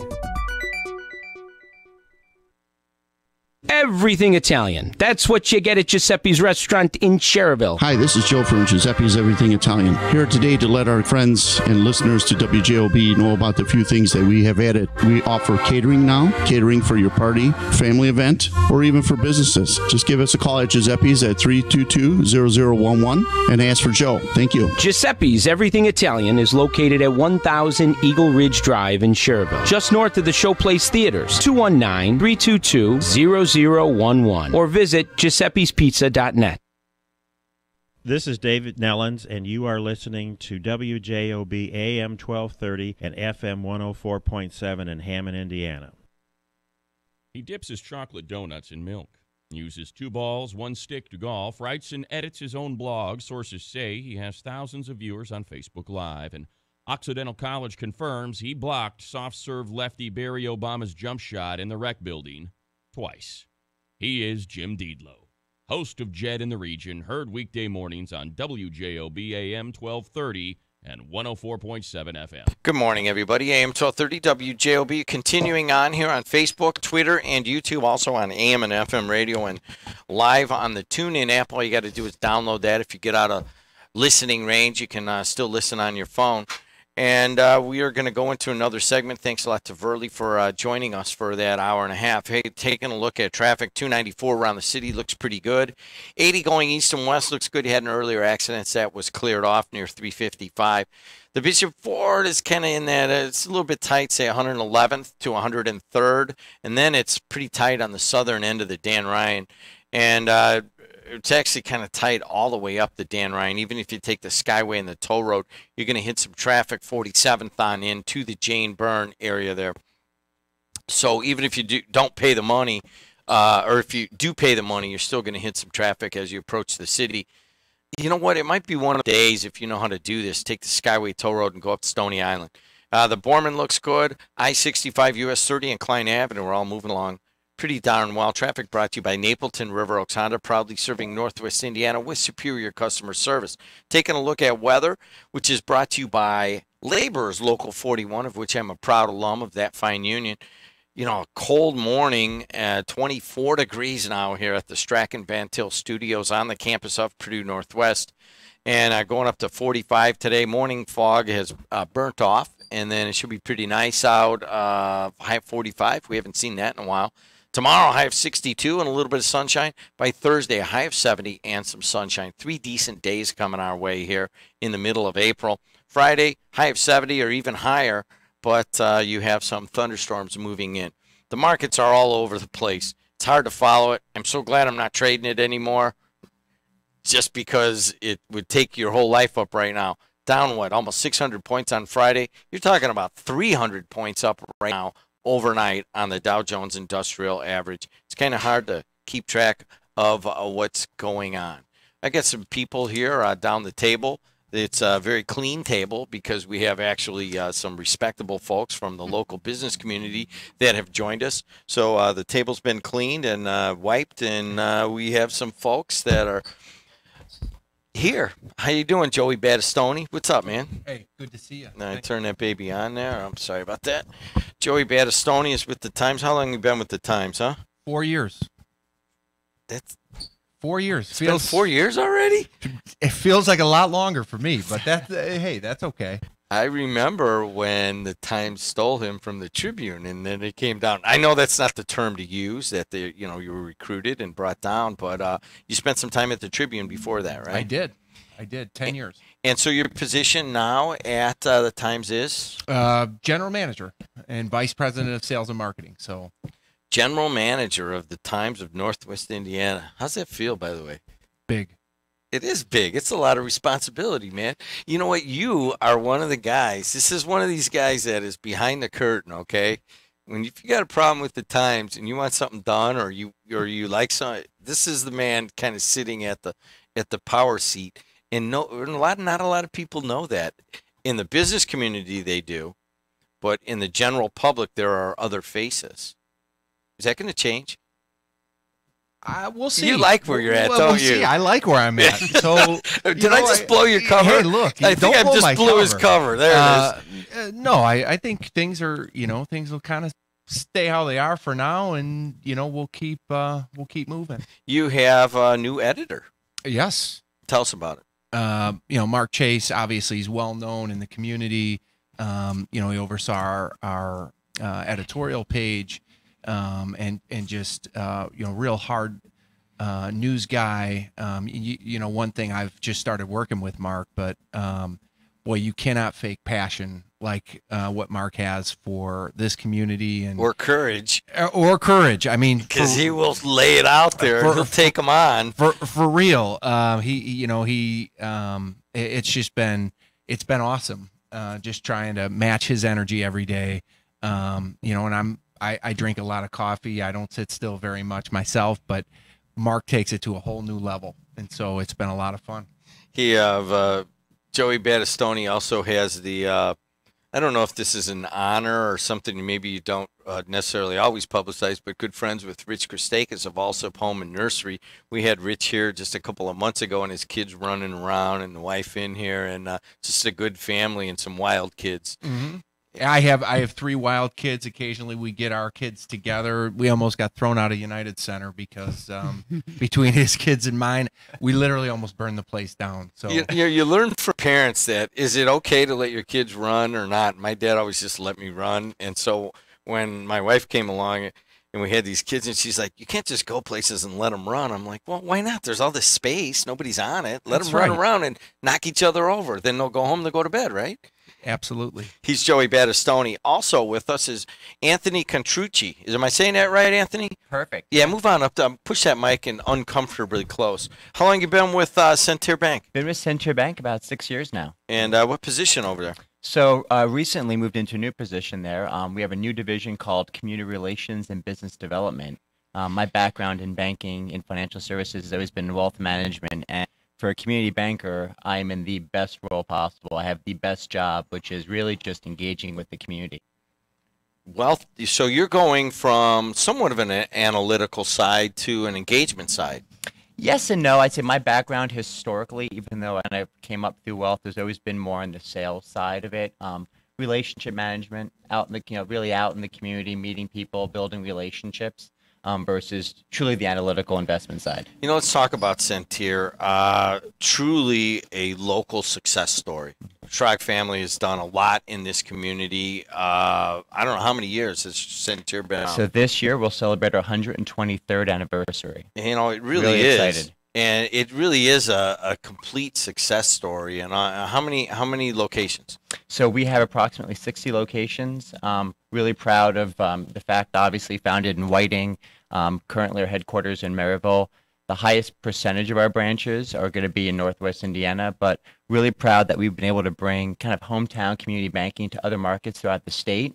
So we have several locations now in Central Indiana, a location in Fort Wayne, 5 retail locations in Greater Lafayette, and also basically kind of all throughout Michiana, including South Bend, Mishawaka, and Elkhart. That is a lot of times folks think, well, what do we export to the rest of the state of Indiana? And all you have to do is what's the street that I saw that branch in Fort Wayne, and I was very surprised that it was there. Yeah. You don't realize that you guys have reached out across, basically exported, a region institution to the rest of the state of Indiana, and doesn't happen a lot. It's exciting. You know, I think people, I think in today's day and age, people really value that hometown community banking. I mean, they really want to work with an institution that cares about them. And at the end of the day, they're not a number, but they're a face. You know, I always kind of joke with the cheers of banking. Everyone knows your name when you walk in the door. And I think we do a really great job of, because we know you, we know your family, we know your story, whether it's personal or professional, we then can kind of be that trusted advisor and help point out your blind spots and uncover those. There's going to be unknown needs. And I think that's a really differentiating here. It's not about selling a product or a service. It's about what solution is important to you, based who you are. Am I talking to two Italian guys? Oh, you know it. Because Oh, yeah. right My now, hands are moving. You know what? That's right. Both of you That's right. guys, A lot of I'm passion. like looking, A lot of and passion.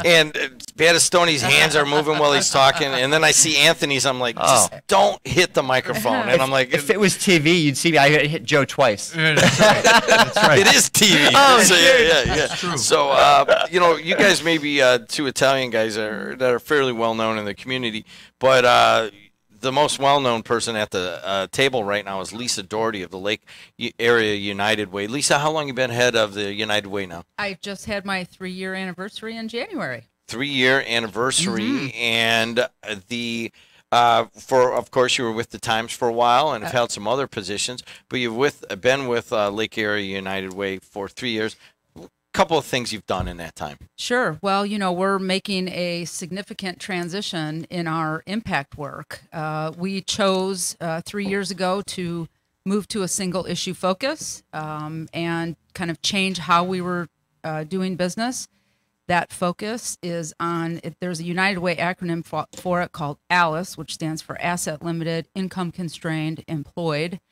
We talk about it as struggling working families. There's 1 in 4 in our county here. They're working hard, sometimes multiple jobs, but they're not earning enough money to afford the basic necessities like childcare, healthcare, you know, housing in a safe neighborhood, reliable transportation. And so what we're doing is we're drilling down on that. We've been out in the community talking to families about the barriers, the challenges that they face every day.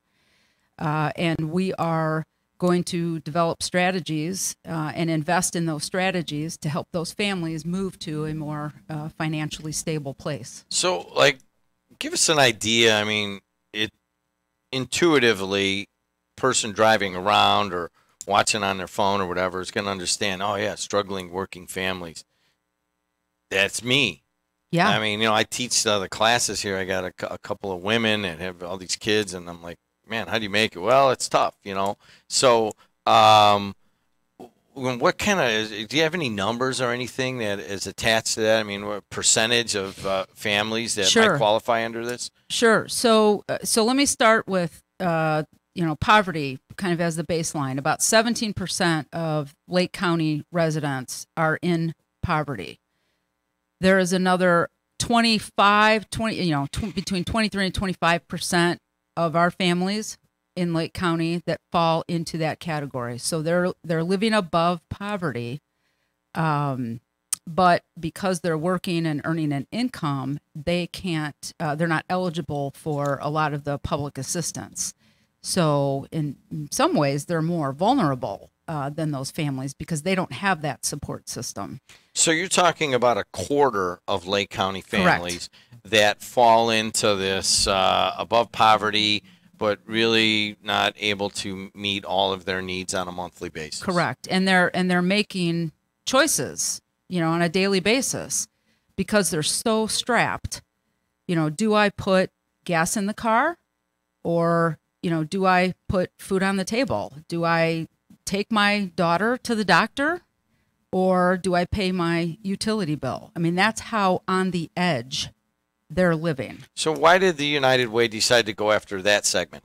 Well, it was really a decision that the community made. We went out. We knew that we had to move to a single issue focus so that we could, you know, hone our resources in order to make an impact. And this is not a short-term focus. We have a 10-year plan. We went out into the community. We actually hired somebody to help us understand all of the data that existed, like, you know, quality of indicators, you know, report, Census Bureau, Department of Education information, all that data was analyzed, and then we went out into the community and we spoke to residents. We spoke to at least a couple hundred different residents about, you know, their challenges, their aspirations, you know, ideas that they had for what would make the community better, who they thought should work on it.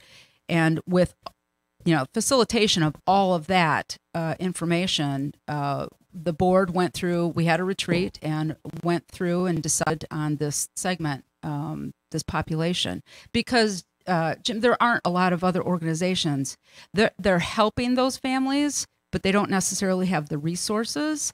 And so they're not helping as many families as we would like to see happen. We're gonna cover this more in depth than I've promised that I would, because it's a quarter of the families, and that is Yes. if you guys remember the United Way, maybe 10, 20 years ago, it was a kind of a more of a blanket organization, and I've followed this to some extent, where they've kind of tried to pinpoint certain single issue things to have a larger impact within those single issues. And how many people are watching and listening right now? If it's a quarter of the families, it's probably a quarter or maybe even more, since we're up here in the northern part of Lake County. Maybe even a third of the families fall into this. And there are resources, and Lisa's certainly leading the charge in that. At that, again, we have Anthony Contrucci, we have Joey Battistoni, and we have Lisa Doherty. I introduced you guys, kind of gave some background, but you have an initiative going on. Tell us about it. Absolutely. So we, you know, in an effort to diversify, you know, our revenue, earn more donations, we were looking around for an opportunity to have a fundraiser. And you know that this community has a lot of galas and golf outings, and we wanted to do something a little bit different. So in our research, we found in other markets, there was this fundraiser with a company called Over the Edge. And they, nonprofits, partner with a building partner, and they have a Rappel fundraiser. So folks earn, you know, they through their network raise $1,000 to rappel off of the building, similar to the, you know, like the breast walks, the marathons, etc. Right. And once they do that, they earn their spot on the ropes. So when we were researching this from the get-go, Centier was the building that we had in mind. You know, some of the things that you said about the organization, you know, were part of the reason that we approached them. They're innovative, they're philanthropic, they're a great employer. So it was a no-brainer for us, and we approached them. Mr. Schrag's former athlete, big athlete. Yeah, yeah. So I mean, that's a factor too. You got to have somebody that understands physical exertion. But so the Centier building is how many stories? So we have 5 stories above ground. So they've done the research, and they said basically you'll be rappelling from about 80 feet. Yes. From about 80 feet. Yeah. So, Lisa, you guys came up with this as, so basically if you get your $1,000 raised, you can rappel down. Correct. Okay. However, we only have 92 spots available. Yes, there is a limit. It is a limited. They are going fast. Yes. Just a little sense of urgency here and drama on the mic. Only 92 spots yes, of people that will be able to rappel. So you'll go up to the top.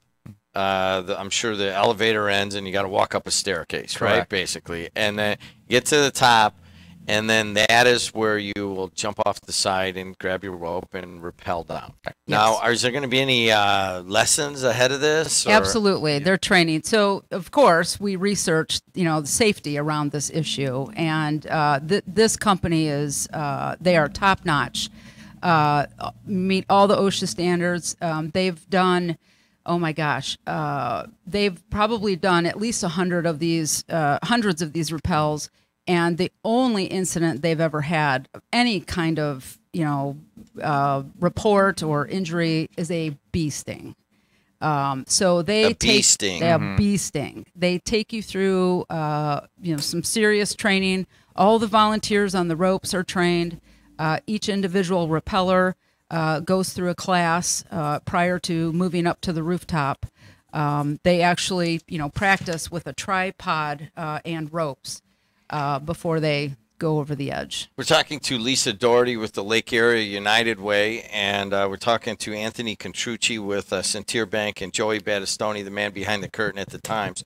And I wanted to bring these guys on, not just to highlight who they are and stuff, but this really is an innovative way to raise money. And, you're right. There's a lot of galas. There's a lot of golf outings that I see Battistoni at. Almost everyone I go to, he's there, and a lot. I wish.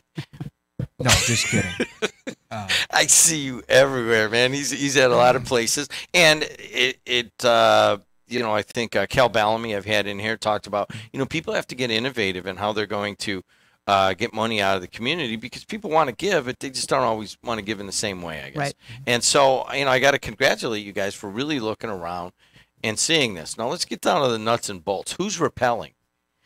Well, we've got about 25 individuals that have signed up already. Anthony is one of them. He's our top fundraiser at this so point. far. He's while you only have to raise $1,000 to earn a spot, he's raised more than $3,000. But I hate to break the story on WJOB instead of NWI.com, but I think it's going to be announced later today. We're or later this week, but Chris White, myself, and Mark Chase, we're going to form a team. All three of you All guys, three of us are going, and we're excited about that. We're going to announce it to our readers and give them an opportunity to engage as well. But there's a guy that's in North Lake County that he'd make a lot of sense to be a jumper. And as a fellow media person, I figured this would be a great opportunity. Who's that, Joey? It'd be a great opportunity for us to talk about. There's this thing called heights that certain people just. I hate heights. It's very safe. It's very safe. I am not a heights guy, but I love Lisa, and I love this whole concept of not doing another golf outing for you and I to run into each other. I'd rather see us run into each other 6 floors up at Centier with ropes on. Let me run this through my therapist, okay? On getting toward the edge of that. That sounds promising. I'm definitely, you don't realize that some people they get near the edge and this kind of weird thing happens. I would have to work into it. Yeah. Thank you for the offer. Let me work on that. Just for the record, we have 2 ropes going simultaneously, so technically you could hold hands on the way down if you were afraid. I'm just throwing that out there. Maybe we can go together. You know what? That would work. I'd go down there with Battistoni. I'm just not altogether sure I trust him not, jacking me with the bottom of his boot as we're going down. Chris White, Mark Chase, and Joey Battistoni from the Times are going to be part of this. Now, why is the Times taking such an active role here?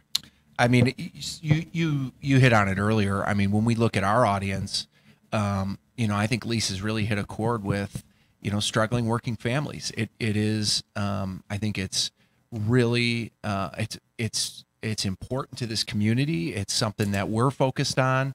We're going to continue to be focused on, and if our leadership team can get behind it and help raise money for those families and raise awareness of what Lake Area United Way is doing, we're all in. And that's why when Lisa and I, just met for lunch to talk about this, I said, look, I want to be involved. I want to help you get the word out for this because, it's just, again, it's totally different. It's exactly the type of thinking that we need here in Northwest Indiana. And obviously Lisa and I are very good friends. And so I think this is just going to be great. And that's why we're behind it.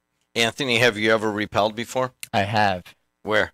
Couple different times, and most recently actually in Mexico with my son. So took him ziplining, and they had a little rappelling segment, which was pretty fun. Why is Centier getting behind this so much? My favorite question. Everyone that knows me knows that why is my favorite question. That's an open-ended. Why we do anything, right? And that's the purpose.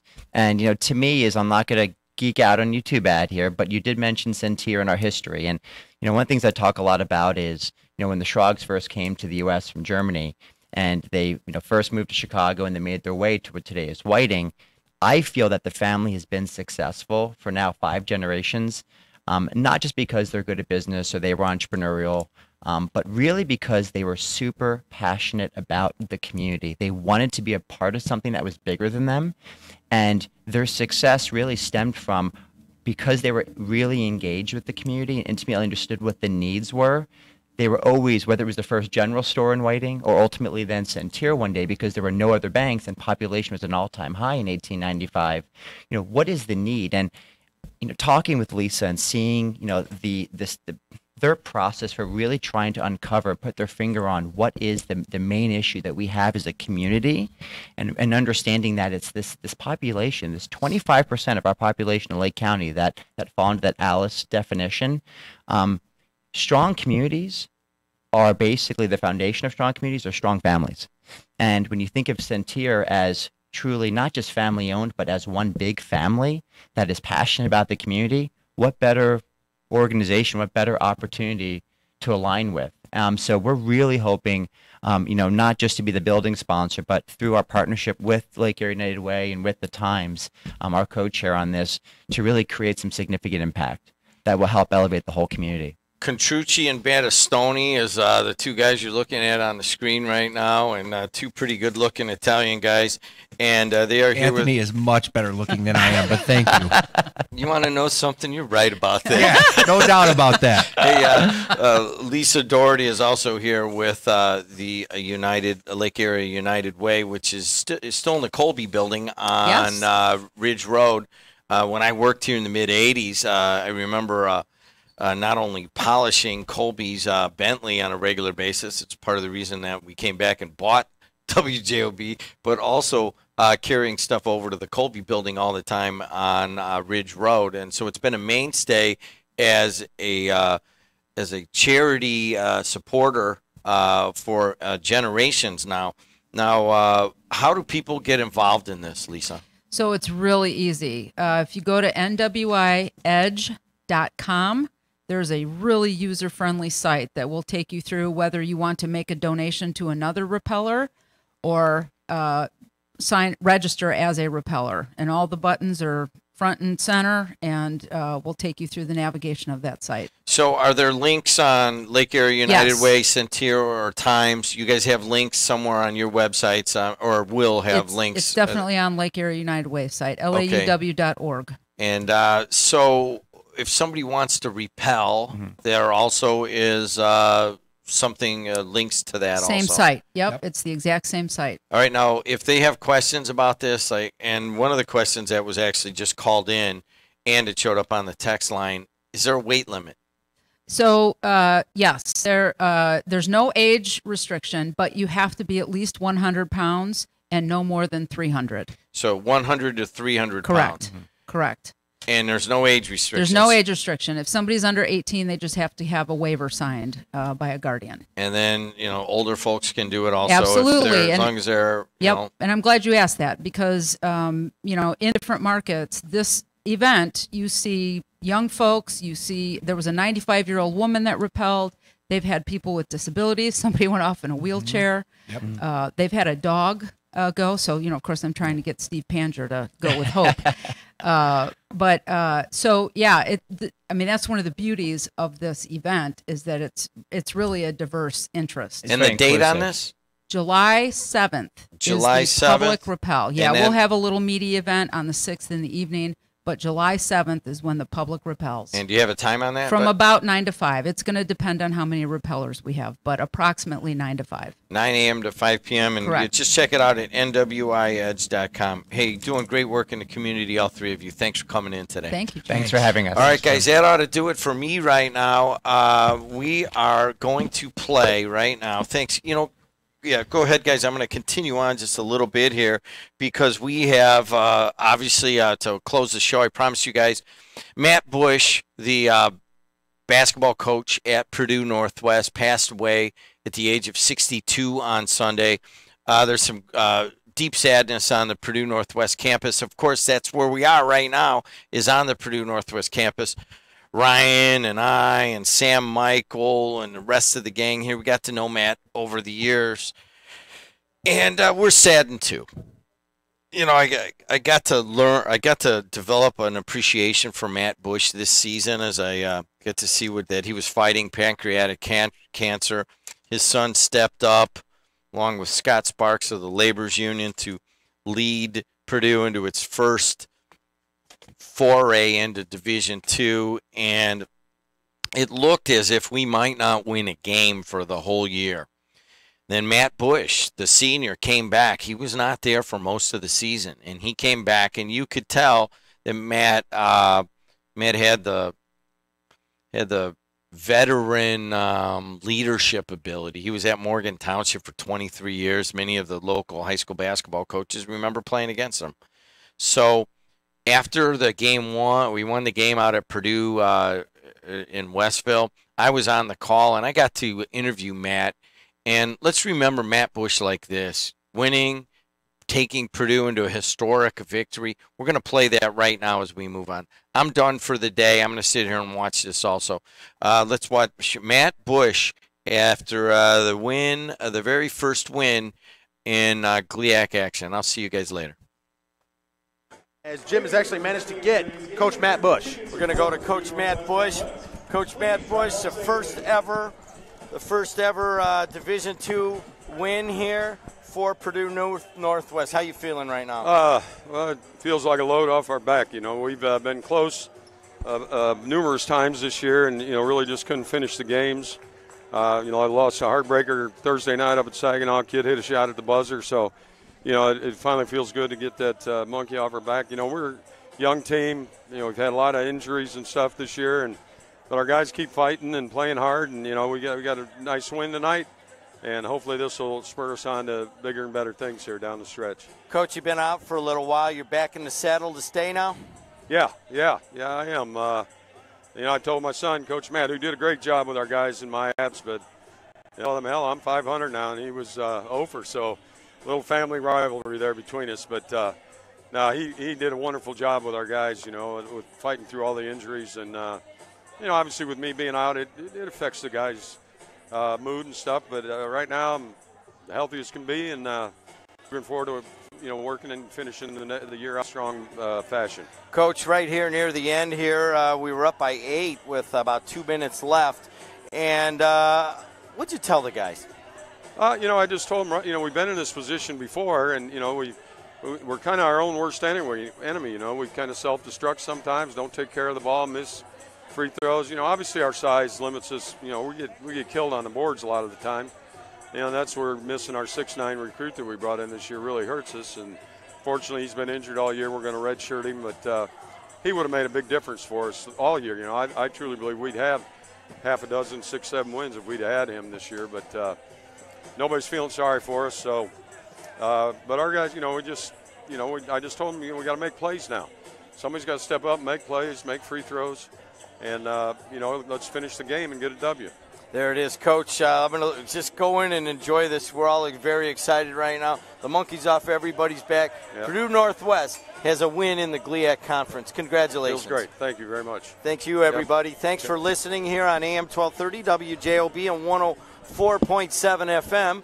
Andrew, pick that up real quick and walk around here.